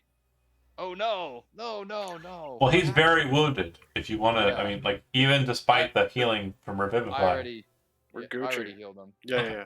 Yeah. It's enabling Heal me that earlier. personality disorder. I mean, if I can tie it to my belt or something. Sure, absolutely. What I'm saying is, Hezrod's trained in medicine. Yeah. So That's you'd be able to help secure it. That if you don't get it on ice, like a gentle repose spell, it's going to just rot and it won't be. wait, It's fine. what about the bucket of water over there? Can we put it in that? Is that cool That's enough? not gonna do it. No. It's got to be We, like on ice. magical. Hezrod's not ice. worried about that. He doesn't really think there's any way he can't think of it. He doesn't have any ideas on how to save the hand, anyways. Okay. Yeah, no, I'm just Figures that for keeping it for tomorrow, sentimental value. So who Are besides you gonna get it taxidermied? kind of Yeah. moving into the next bit? Who's the first person that's going to go up the steps? Oh, Do you want me to stealth up there? Yeah, honestly, that'd be better. I think it'd be a great idea if you go up and look around. Alton, make a perception check. Come on, Alton. Perception. Woo. What do your halfling eyes see? Terrible rolls tonight. At the top of the steps, there's a small landing and a door. The door appears to be different than any door you've seen in this place so far. It appears to be just a very old style kind of wooden frame door. So last time we did this, somebody detect magic on this door. Fiona's been casting Detect Magic. If you walk up there, you'll note that there seems to be magic at the foot of the door and kind of just there. And if you inspect it more thoroughly, Fiona, you'll note that there's a silver string that's running across the length of it. And you would note that this is a specific component in the spell Alarm. Dispel Magic is the only way you're certain that this will be dealt with. Or Oh, I got that. Could you potentially snip it? no. Like the string? No, if you snip it, it'll cause it to go off. You need to cast Dispel Magic on it to get rid of it. Dang it. Okay, well, Fiona have- is standing up there. Gordier, She'll- do you have a 3rd level or higher spell slot? I have one last 3rd level. Okay. If you want to cast Dispel Magic on the alarm spell, you can. Clerics, man. Okay, perfect. Upon casting it, you watch the silver string kind of fall limp, and the alarm spell to Fiona's eyes seems to have been deactivated. Now, normally an alarm spell, when it's triggered, it will cause a signal to ping to the caster, but if it's dispelled in this way, it will not send the marker. It will not denote that the spell is ended. So you know that you're in the clear with that casting. Mhm. And then do you move through the door? And do you do so in your normal bravado, or are we sending the scout first? Scout. I'll go first. It opens into a very open expanse, but it seems like it's kind of a small hallway that leads out into it. You very quickly notice off to the right side a massive skeleton. The skeleton in question, we're not moving to a map, this is all theater of the mind, by the way, but the skeleton in question appears to be very ornately placed, kind of hanging from the ceiling in some parts and held up in other parts. The skeleton in question appears to be that of a massive thunder lizard. You've heard tales of these creatures having existed in this region in the past. You know that they exist in the far reaches of the wildlands, to the west and other places. But this one appears to be an ancient example of it, and it appears to have placards all around it that are denoting kind of information about it.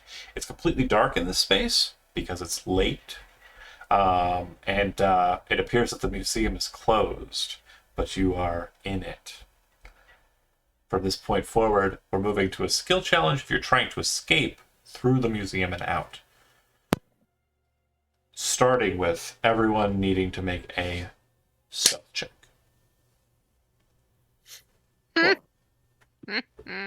As soon as Oh. Elton tells her that it's like that there's no one present, I think like order-wise, Fiona would try to go just after him so that she can try to detect if there's any other traps or whatever. That makes sense. Keep in mind, if you have Oh. inspiration, you can throw it if you want. I got 2 16s. Well done. Good Okay. roll. I think I got inspiration. I haven't Inspiration. used it. Well, you have 17. Don't use inspiration. Yeah. Are you using it on Malika? Yeah. Okay. Then, yeah, her roll will change from a 12 to a 22. Thank you. 1, 2, 3, 4, 5, 6. Okay, we have everybody. Guarantee that mine will not. Alton, what you recognize is that as you're kind of moving about, you see that there are lights shining. And you would know that these are drift globes. And basically, they appear to be leading a security officer who is kind of moving about. Now, obviously, D&D mentality is murder the guy, but you also know that the security officer in his other hand appears to have a dead drop device, which will signal an alarm if he drops it or if he clangs it against something. So you avoid that, and a lot of you start kind of moving away from them, trying to get to a different point where you can kind of see where you're going. Now, at this point, you have hidden away from these wardens, you're not caught out, and you are in pretty good strategic position to kind of get out, but the thing is you don't know where you're going. So you can make different types of rolls. Investigation, history, to see what ward or wing you are in the museum, perception, or, surprisingly enough, survival. These are the 4 types of checks you can make. If you do not want to try one of these, you can say a different skill that you have and then make a justification for it. And if your justification is good, I will allow it. If it's not, you can make the roll with disadvantage. So it seems that Alton is focused on investigating the area, finding out what he can, and Fiona right behind him is also in investigator sleuth mode, and the 2 of them are working great together. Avraham is absolutely focused on surviving the situation after his brush with death, or his actual death. Elizabeth sees the wing that you're in, thinks about it, and remembers about where a good place to exit would be. That's more than enough successes to actually complete this portion of the challenge. He's probably visited the museum like a while ago. But we can get a critical success. Hezrod and Malika, the 2 of you can make one of those checks, either investigation, survival, perception, or history. Or if you Just have... follow us. Just follow us. Man, I've been rolling. You know what? I've got no room to complain. I didn't die. That is true. Since we're kind of sneaking and looking for clues and for kind of figuring out the most prudent kind of way, most hidden way to get out, can I roll deception? That's a good choice. I'll allow it without disadvantage. Yeah, normal roll deception. Also to trick the guards to kind of like, ooh, really good. Okay, so you kind of use like, simple kind of like, methods of kind of creating sound in other locations, but simple sounds that are not going to be noticed as, being a thing that would be obviously people. And you kind of create these sounds away from everyone and kind of move to them quickly, creating this situation where the guards are away from you. After about 30 minutes of maneuvering about, keeping quiet and stealthy, a lot of you find a back entrance that exits out of the museum into the city proper. And it's been a while since we've been on the city map, but we did it. Will note that you are now basically right outside of the Hoffler Museum, right at the start of this. See where Hezrod is located? Mm-hmm. You're basically all there. And it's also nighttime. Let's go to the Mardigan Keep. Let's go to the nearest bar. Truth. Let's go rest in the Mardigan Keep so we can recoup and figure out our next move. Dive bar. Yeah, we're gonna go back to my... Eat, drink, and sleep all in the same place. So where was Go ahead. Where was Injustice Fighter? Was he in the Daigod or Ashtar Temple? Ashtar Temple. Okay. So you kind of get out to the street. You kind of stop there for a second, standing around like a bunch of tourists. And imagine this kind of scene. You're standing there, the buildings kind of towering over you, the lights of the night kind of like shining around you. Some lights are off, some lights are on. A couple of people are strolling past you. Looks like they're heading towards, one place or another, but relatively quiet. They're making stares at the 6'7" man missing an arm. Not really paying attention to you, actually. They are absolutely not concerned. Down the way from you, there is a pauper kind of sitting there, just quietly kind of staring at the the situation that's arising over with that, but not really terribly focused. Alton, you actually recognize that the city doesn't actually have beggars. There's no necessity for that because everyone's taken care of by the 10 houses. You would know that he's actually a plant to trick lots of dumb people who enter the city and aren't aware of the way the city operates. And he's a member of the Mardigan family, a young gutter snipe who is ready to just kind of take people's shit. Because the city has no poor. There's no homelessness. That's not a thing. Unless people enforce it on themselves by living in the Undercity. But yeah, that's a choice they make. I tell them I'll meet up with them. I'm gonna go to the Mardigan house. I got my calling stone. I got some business to attend to. Okay. And anybody else say anything in particular at that juncture? Before Alton leaves, Ezra grabs him and he says, Demetriarch, find me Demetriarch. I will. I'll find him. I'll ask around. Hearing that, Fiona will kind of like step forward and interject. I would actually like to know about them as well. Don't mention my name though at all. Okay, I got you. Mention my name a lot. We like you at the Mardigan house because we can outdrink you. Alton shifts then into the shadows. If nobody has any pressing information for him, we'll deal with you here in a bit, Brian. Okay. The rest of you are still standing around like a bunch of tourists. Yeah, Fiona's not going to stand around any longer. This is a spooky situation. People could come out any minute, like looking for us, assassins. So she's just going to straight head home. Okay. Home or Grand Library home? Ooh.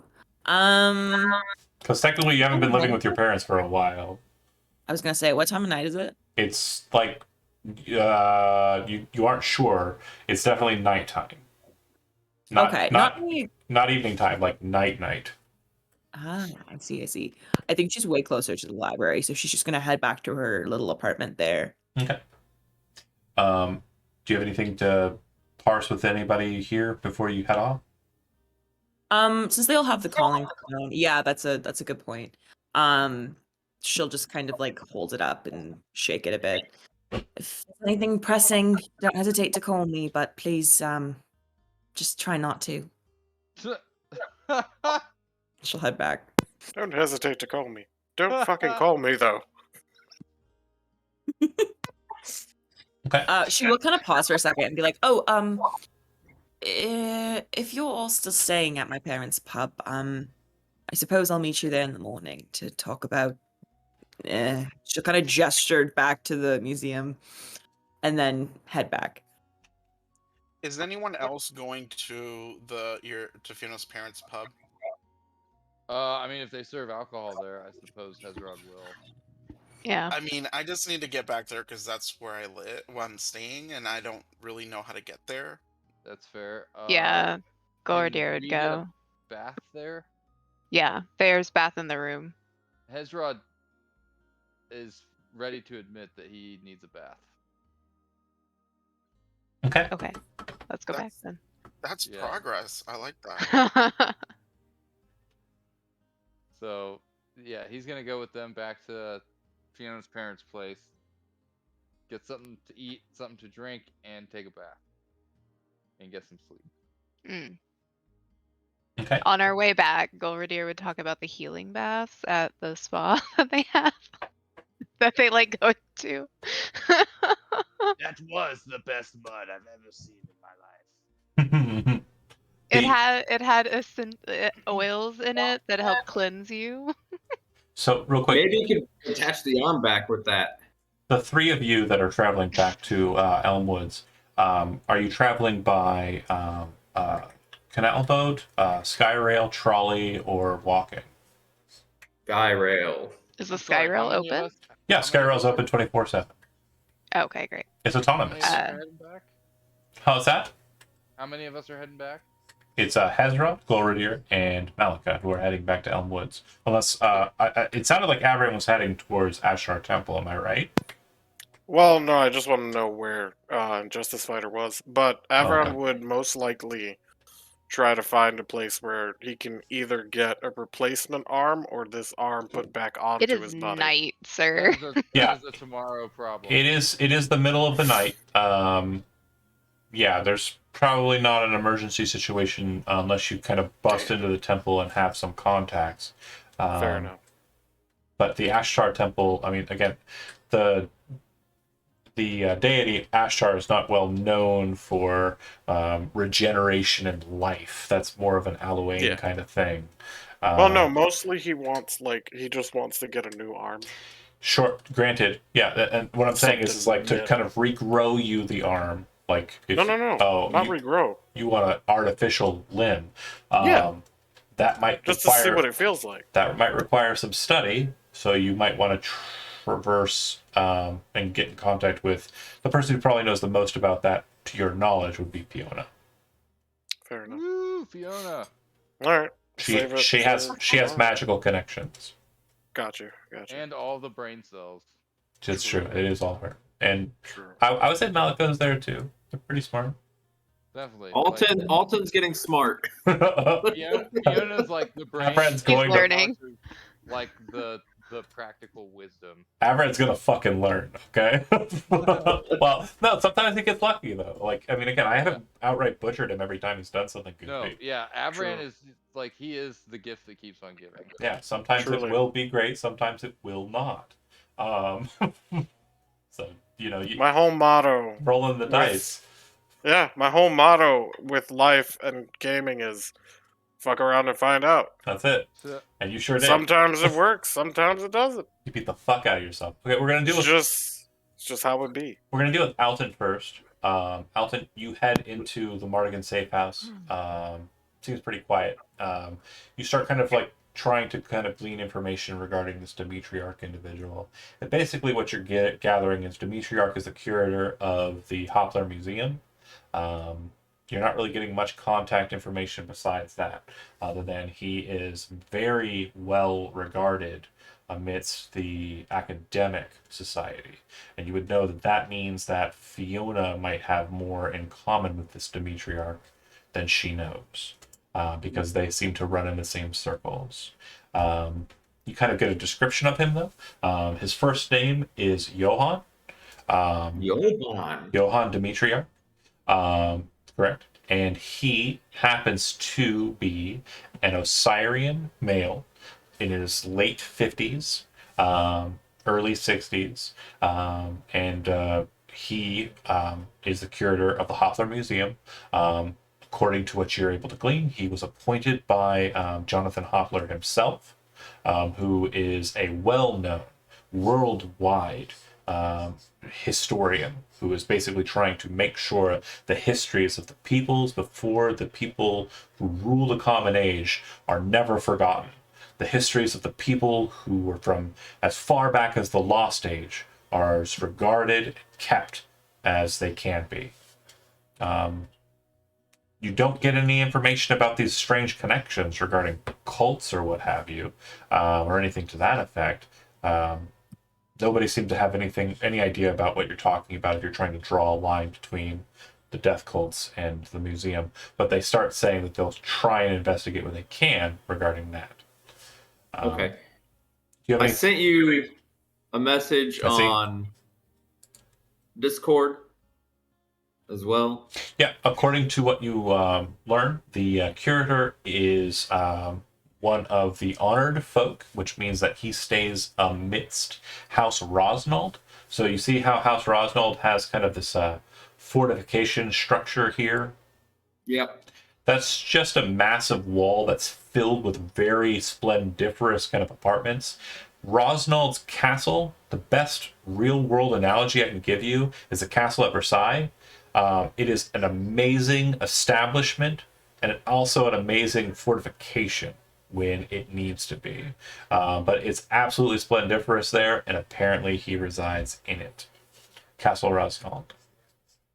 All right. So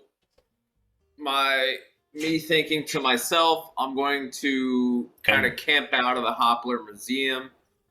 Regarding your last question, they say, yeah, kill on sight. Okay. Why? Do you know somebody that's attached to her? No. I just heard the name. Make a deception check. Ah, fuck. It's going to be great. Wait, what name did he say? Not telling you. Oh shit. I'm slow here. Oh. Yeah, they seem to believe you. They say, yeah, she's a problem. She's a very big problem. If you find Okay. her and can bring her back dead, great. Okay. Don't try Got it. and spare her. She will murder you. We don't know Okay. why she's in the city at all, but fuck them and fuck every single one of them from there. Okay. Cool. They seem to be Cool, very cool. upset about this individual you've asked about. Okay. Got it. Then we'll move to Fiona. You arrive back at the Grand Library. It's too late for anybody to actually be kind of open or active, but the library is available to you if you want to research anything. Olivia's like, what the fuck? No, Elizabeth, a smart cookie. She knows what's happening here. Oh, I know. I told you I'd find something. Good thing we didn't Well, go there. real quick, since that's out in the open, I'll explain, Brian. According to your contacts, the person you seek, she murdered a number of Mardigan individuals and people of interest to the Mardigan family yesterday. Like the day before, the day before the day you just had. So, this happened up at the Red Dragon Inn, which I'll go ahead and put on your map here. Hold on, let me. Still working on one screen, so go ahead. Yeah, no problem. I'm just gonna slap that onto your screen there, up north. It's up near the North Gate, Red Dragon Inn. Gotcha. And yeah, she killed a dignitary, noble type who was a member of House Montoulet, who was helping the family. Gotcha. Cool. All right, shifting back to Fiona. Sorry for that, Josie. You muted. Oh, cool. There you go. Yeah, I think Fiona would just like go straight to bed. Like she's had enough. Okay. She's irritated. But she probably would consider do you know what time her mentor person is going to be awake the next morning? He usually arrives at the library around 8 p.m. or 8 a.m. Okay. 8 a.m. I can't do math. Times I don't even know. 8 a.m. what time? In the morning, right after kind of dawn. Well, Perfect. All right. She'll make a mental note to get ready and then go to bed. Okay. Elm Woods. As the three of you are heading up to the door, Gloridier, you hear a very familiar and very pleasing to your ears laugh. You're pretty certain that it is who you think it might be. As you approach and enter in, you see that the tavern has a decent number of people present in it. A couple of folks kind of sitting at the bar. One of them happens to be a blonde-haired elvish woman who is talking with the lady of the establishment. The two of them are going on. And as she kind of turns her attention over her shoulder, Gloridier, you see the eyes of your wife staring at you. His heart is all aflutter. It's the motherfucking wife. He looks to Hedgard. Can you slap me real quick?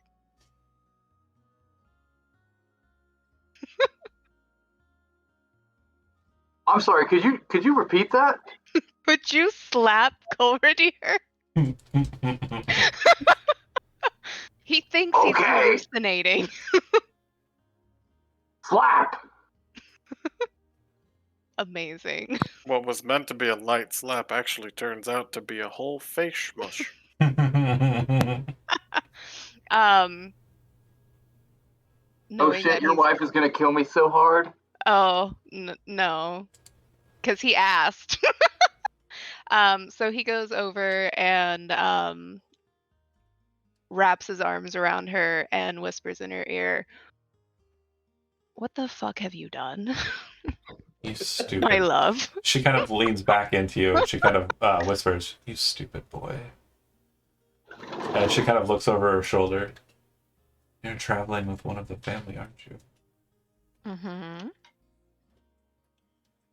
Alton, the Diggler? Yes. I don't understand. Ridiculous. I don't understand how you always seem to get caught up in my work. It's hilarious. Did you not think I would be back home in a respectable time? You got impatient? I'm fine. You know me, I'm always impatient when it comes to you. Well, We were supposed to come here on our own I guess for vacation. it all worked out in the end. This is a nice establishment. She kind of smiles over to the lady of the establishment. Can I get another? And I'm assuming that you've already had sampling of their Elvish wine. They Yes. have some pretty decent winter wine. Another for him as well. And she kind of like smiles and goes back to the bottle and brings out another goblet. And she kind of gestures to the seat next to her. He sits and cozies up. As always, you underestimate. I am not in trouble. I am doing exactly what I want to be doing and what I need to be doing for the family. For As the always. Enclave. As always. We do have a new little spot that we could go to now. We have helped House Sereda, and they've lent us a house. Land's End, I think it was. Nice little river or lakefront property. If I'm hearing correctly, I wouldn't want to go too far west of Knock at this time. I was actually hopeful that I might sway you coming back to the forest lands, but if you're set on staying out this way, I completely understand. I do also have business I want to continue addressing here. Is there any way you can maybe contact your friend, the Diggler, and maybe have him come out to meet us? Well, me specifically? Absolutely, and takes the calling stone out of his pocket and She says, slides "Oh, it over. hold on." She kind of like does a tap and gives you her information for her calling stone as well. And she says, "No. Don't let me call. Don't mention that I'm even here. Just make it seem inconspicuous and have him come out just of his own, just to meet with you." You can see that she's being coy on purpose. Yeah. With that, he'd look to Hezrod. Should we get Alton to join us in drinks and merriment? Yes! He pulls out his stone. And he screams into it. He says, Alton! We are drinking! Where are you? I'm sitting in front of the Hopler house trying to find this Dimitriarch. Oh, you didn't. I'm sorry. You did not get into the Rosnald Castle. You're probably No. close. Okay. I'm sitting in front of Hopler. The Hopler Museum. Oh, okay. Yeah, the Hopler house. I'm sorry, it's the museum. Right. I'm just kind of His house, panhandling yeah. out front. Okay. So just kind of sitting outside, waiting for this dude to show up. Well, you would know he probably isn't going to come to work until like dawn. So the rest of them. Go ahead. I'm scoping the place out. Yep. And everything. Not Well, terrible. when you are done, come back here. Come back to the ale house where we are staying. It is Okay. drinking time. Okay. As soon as I'm done here, I will be on my way. Hurry up! Ah! She smiles. Great. And kind of just brings the goblet to her lips. Oh, and to Fiona's mom, he would turn and be like, "Do you have a barrel of water by chance?" Sure. Great. Brings it out. Yeah. We are doing the meme. Making the water into wine, of course. Water to wine time. Now we have 30 gallons of wine to drink. She seems very surprised by it, the lady of the house, and she's It's party time. absolutely just, astonished. And yeah, you and your wife start getting into the normal process of drinking. Malika, what are you doing kind of as this is kind of unfolding? Obviously, there's some language that's been passed back and forth between Golridir and Elvish. If you speak it, like, you would basically get the nuance of what they've been talking about. If not, it's basically just been cordial conversation mixed with Elvish kind of pleasantries. Oh, I do have Elvish. Then yeah, you understand every nuance of what's going on here. I assume, Jizo, based on the faces you've been making during the conversation, you understand that this lady, is Golridir's wife. She absolutely wants to fuck him, and also she's very interested in Alton for some reason. Not the same reason though. Two separate things. Malicious towards Alton, absolutely carnal towards Golridir. Malika just wants to go to bed. It's just been a long day. You know what? Fuck it. Fuck You're not gonna help us drink the wine? Malika's not a big drinker. She just wants to, like, wake up in the morning and serve her Dark Lord, and that's it. So she'll give, like, a really kind of dramatic, awkward, sort of Method of old-timey escaping. curtsy to Golridir's wife and be like, "Good evening to you, madam," and, like, go on up, get in bed, and Okay. knock the fuck out. Sounds good. Starting a long rest. Love it. Hezrat, you hang out, of course. There's 30 gallons of wine to drink. It's not itself. It's not gonna drink itself, exactly. Does a fish drink water? Well, it was water. Well, but now it's he's wine. drinking wine. Same thing, right? But if the three of you kind of start drinking, she says, I'm a bit famished, and this seating is kind of annoying for three. Let's take a table. And the Hezra kind of picks up the barrel. You move over to, a table. The lady of the establishment brings out some, appetizers, and eventually will bring out some food. And Stella kind of looks at you. Just in case you were wondering or worrying. And she's speaking in Elvish. I don't plan on killing your friend, Alton or whatever. I just have some questions for one of the hired hitters. I trust you. Obviously. I need to know if they have contracts on me. I definitely caused some issues with the family, and they're probably not too happy about it. Well, I'm glad that I didn't follow him back to the house. Because we were invited. The house? What house? The Mardigan house? You know where it is. No, I've never been. That's too bad. That would make this a lot easier. Less conversation. Less possible confrontation with your friend. Hezra, do you speak Elvish?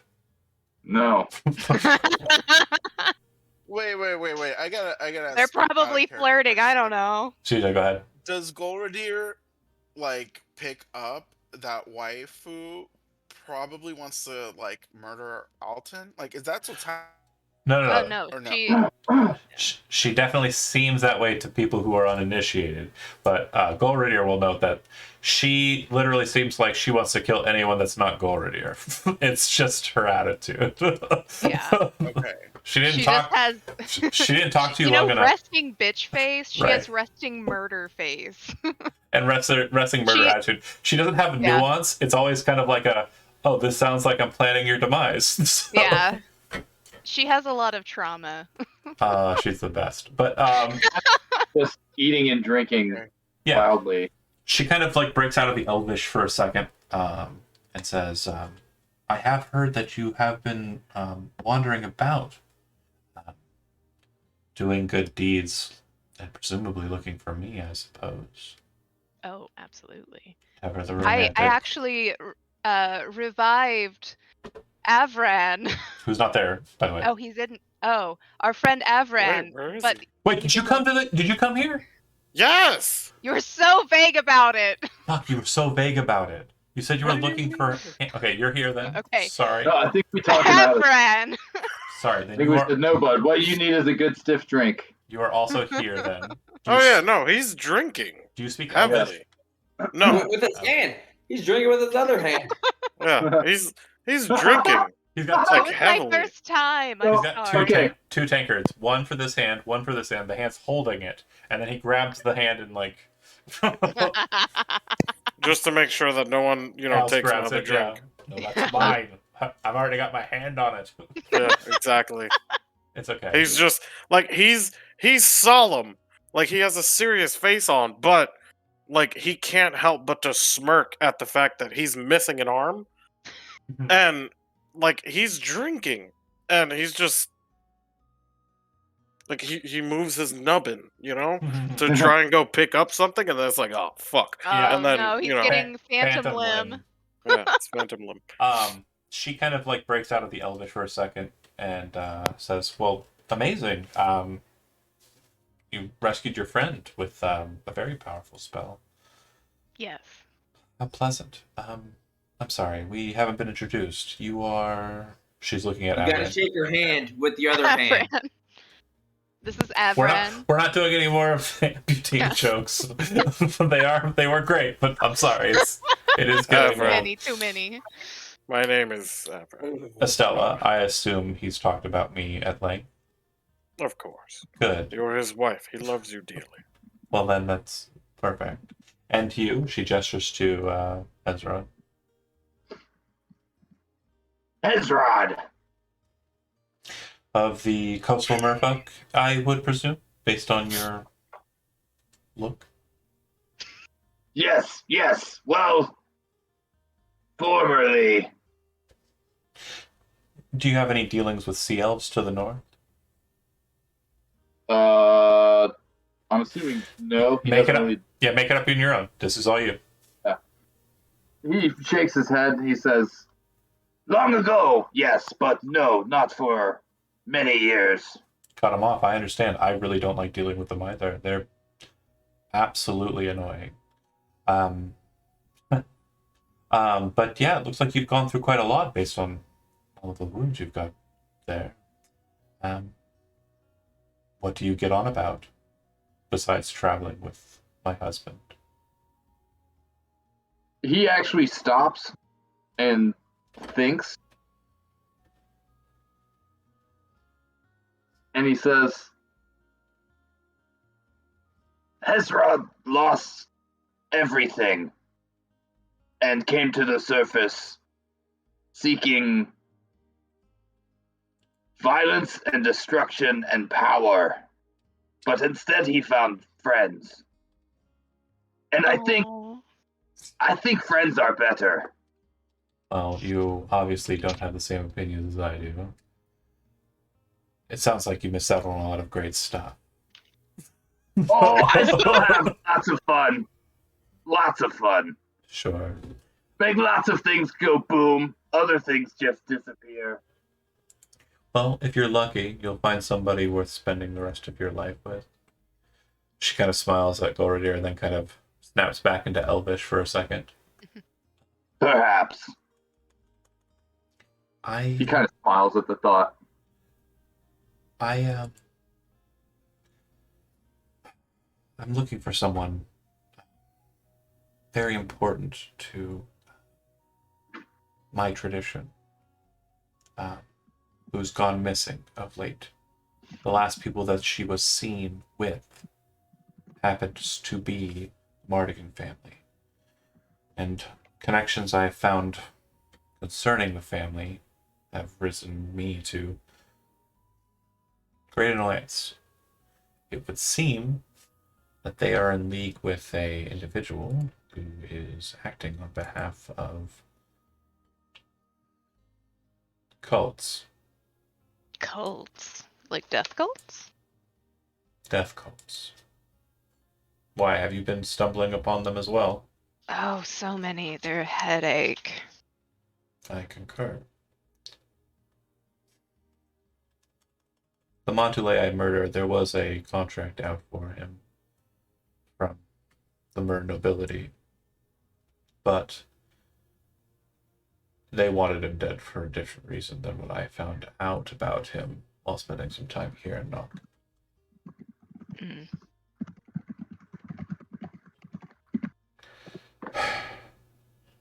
Wait, you said Monteley.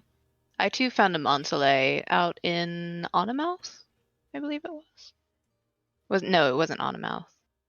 What was that city? Shit. Where were we?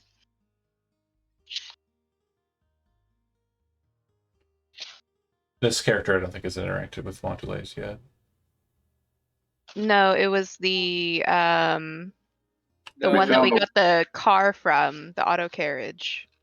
They were killed in the inn in Manus. Manus, yes. That was me. And there's also the one we found inside the bed here. Yes. No. Although I'm not sure if Fiona told us about that one. No. Manus was me. Oh. Never mind then. He was a conglomerate spellcaster. Oh, right. Yes, that was. But we did find a dead Monteley inside a bay here outside of Land's End. I haven't been around those parts yet, so I can't say for certain that I'm aware of exactly what you're talking about. I will do some research. There was the Monteley that saved Hezrod's life at the very beginning. You see the door open. She doesn't seem to recognize it, but the door opens, and an older gentleman kind of comes in, and he says, "Hey, Anne, give me my drink." Kind of starts walking towards the bar. And she says, "No, father," and kind of shakes her head, like annoyed. And the old man starts kind of stumbling towards the bar. Seems like he's quite weathered. This gentleman, probably somewhere in his 80s, sits at the bar. Definitely causes a lot of attention to to him, having just yelled across the bar. And it would seem that she is Anne Wood's father. Oh. Grandpappy. He's gonna be belligerent. He sits there, and she sets a drink in front of him. They seem to start kind of talking amongst one another, but they're very, very quiet sounding. Nothing kind of expounding upon it, but still it kind of quickly drops back into the conversation at hand.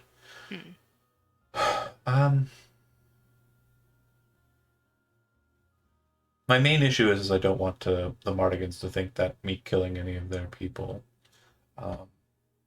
was intentional. Right. Well, if anything, we can talk to Alton, and then if anything, I can set us up a tea party. You know how my parties are. It might be beneficial, and you definitely should be able to perform very sufficiently in making it a good experience for Dante. But I definitely need to speak with him directly. Well, if you want me to set up a tea party, and I can lay the foundation, and then we can together meet with him and solve all this. This place that you found is quite interesting. Bit of a backwater in the middle of the magic district. Not too many folks of the thieving type are very interested in, due to the detection capabilities of most of the folks around here. It's not very easy to steal somebody's purse when the purse can be recalled or found anywhere within the city. Right. Wasn't my first pick, as you would guess. Fair enough. I presume it was because of one of your associates, Justice to Avraham and Hezrod. Well, not either of these. We are traveling with a girl named Fiona. She's a wizard of sorts. Girl, young? I don't know her age. Human. And then yes, of course. Probably in her teens. These are her parents. Motions to. Oh well, she's very nice. Gestures towards Anne, and then Doesn't she have waves at her. You can see the Yeah. curmudgeonly old man kind of look back and go, Doesn't she have the greatest gossip? she definitely does. Has she told you about Billum? Uh, she did at length, apparently, last night. Well, needless to say, he will not be fornicating much more. Oh, I didn't hear about this. I'll leave the story for Anne to tell, of course. But it seems that when two women understand the nature of the deception, well, Things happen, yes. stomping was involved, and I don't think he will be ready to engage in any activities in the near future. I mean, that's the bare minimum for that. I concur. I don't understand why these people with short-lived lives are so set on experiencing so many things when they have so little time. It's better to just fortify what you have. Exactly. She kind of takes this breath back, kind of looks to Avraham the Hezrod, and then slips back into Elvish, and says, Fucking rude. I've already acquired a room here, the suite. I'll be there. I'm getting a bit drowsy. A lot of running today. If your friend Elton shows up, please come get me. And she kind of sets the key down on the table, stands up, kind of leans down and gives you a kiss, full mouth, and it lingers for longer than is comfortable for Avrin and Hezrod. Just, it's like a minute, you're like, fuck it. Ezra's just like, okay. We're just drinking. We're just Come drinking. on. That's it. Can I show up at the time they were kissing? Not at all. Ah, Because that was the conversation was literally just moments. But as you kind of see her slip away, you continue drinking. Food is brought out. She's upstairs. Golridir.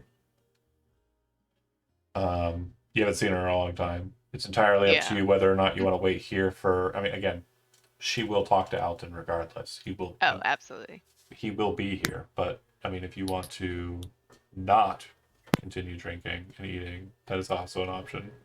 Your call. He'll stay for a few minutes.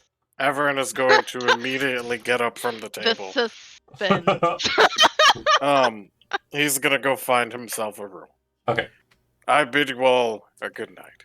And you parse out the details when you kind of walk over, and you can see that this older gentleman's kind of giving you a look, and he says, "Fuck, what happened there?" What, me or Golridir? He's looking at you. You. Oh, my arm. Ah, You're yes. still holding your. You still have your hand on your belt, right? That's right. Yes. Poor decision making. Yeah, I know a bit about that. And Anne kind of shakes her head like, Avran, was it? She says, Yeah. this is my father. Oh. Well, tell him my name. And she kind of like shakes her head. Cliver Woods. Avran. Carver Woods? Cliver. Tiger Woods. Cliver. Tiger Woods. Well, Cliver. Tiger Woods. Cliver, you have raised a lovely young woman. He's gonna shake his hand.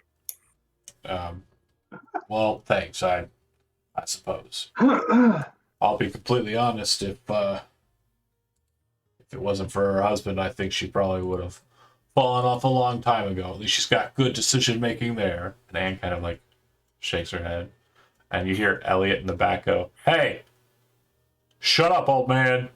That's my wife you're talking about." And you see him kind of go, "All right, What a all good right." husband. He goes, "All right, all right." Sips his I cup. bid you both a good night. And then he's You gonna as well. scurry on upstairs All right. and sleep. Fair enough. The Fall into a coma, whatever. the room, yeah, fair. Hezron, you're still drinking. There's quite a bit of wine left, and food also. Was Yeah, brought he up. doesn't. He feels obligated. Okay. And Gloria, Like- you slip away. What? Sorry. You slip away. You move The away. boy? Yeah, you go upstairs. Oh yeah, we're like waiting for a minute, and then go to Anne and be like, if you want to sell the wine, that's fine. It's all right. Doesn't Not look like the there's going to be best. much of it left after Hezrod's done with it. I mean, that's fair. He can drink it, the rest of it, if you want. Like But if you need barrel. anything, or if Alton comes, just give a knock on our door. Like 2 knocks, a pause, and a knock. Okay. Of course. Yeah, that's fine. I can do that. You go upstairs, and just for breaking the kind of idea of detailed matters, Rigorous. I'm presuming that activities. it goes into a marital engagement of activities. Oh, absolutely. Avraham, your room happens to be directly below the suite. Oh, great. I'm so sorry. Awesome. And There's Great. no sleeping. I'm just presuming, this is a presumption, you can correct me if I'm wrong here, Elizabeth, but I believe Golradier would probably be a loud Cool. engager in activities. Oh, absolutely. So the two of them are both very... There's no sleeping Yeah. Yeah. After for anyone. after like an hour or so of hearing this, he's gonna just stand up to his full height, grab his arm, and then just fucking bang on the ceiling. Shut up! Shut up! He's gonna go to bed. That's great, though. You can't reach the ceiling with that extra hand. That's good. There is a knock on the door somewhere towards the end of it. And Alton, Great. you do arrive. Hezrod, you see Anne kind of like say, "Oh, I'll go get Golradier," and she heads off. Hezrod's there at the table, drinking and eating by himself. I'm presuming he's done a lot of work. Like there was enough. They prepared enough food for 4 people. And he ate all of it. Oh, there's probably something left. I mean, Alton gets there. Oh There's yeah, definitely. He's like There's he like one put in some portion. work though. foods, wine. There's stuff left. It's just not a lot. Yeah. As soon as Alden sits down, Hezrod's like, yes, good. Help me with this. If the two are you engaging in kind of the eating and drinking process, Alton, is there anything you ask or talk to Hezrod about in like the first 10 minutes or so of your arrival? Yep. I talked with Hezrod, see how everything was going while I was gone. Golradier found his wife. That's a good thing, I think. He's been talking about it for a long time. She seems nice. Where's the wife at now? Gotcha.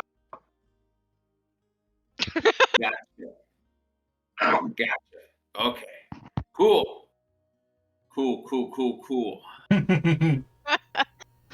And on that note, Golradier made a fucking lot of wine. Actually, perfect timing. So I will ask you one question, Brian. I want to make sure. Are you going to engage on that, or are you going to wait here with Hezrod?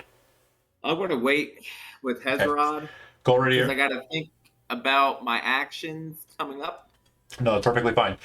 Post-coital, you two kind of like the sheen of, that she's, you told her about the knock. She's kind of, finishes you. She then gets... Finish him. Sorry, the terminology was a bit bad. I'm sorry. Apologies. She gets back into her attire. She says, I would much prefer to just fall into a trance with you holding my hands, but it seems like I have business. If you want to stay up here, that's fine, but I would prefer you come with just to be sure he doesn't do anything too swarthy. Oh, absolutely. I'll come down. Hey, We Alton. can always engage later tomorrow at the Emerald Paradise. I did have reservations for 1, but I could make it 2. Lovely. The two of you descend down, and Alton, you see Golradier following just very closely behind, like off to the side. A woman who you recognize as Estella Malthenlos, the dagger from the Mirror Forests. And she kind of looks at you, and there's this kind of like, between the two of you, I'm assuming kind of like the Kill Bill, wee, whoa, wee, whoa, but probably not. We'll see how it goes. Next session, we're going to go I yell out, you and I need to have a talk. Fair. We'll start off from there. Alone. We'll start off from there next session. Thanks for watching those that did, and we will see you next Friday.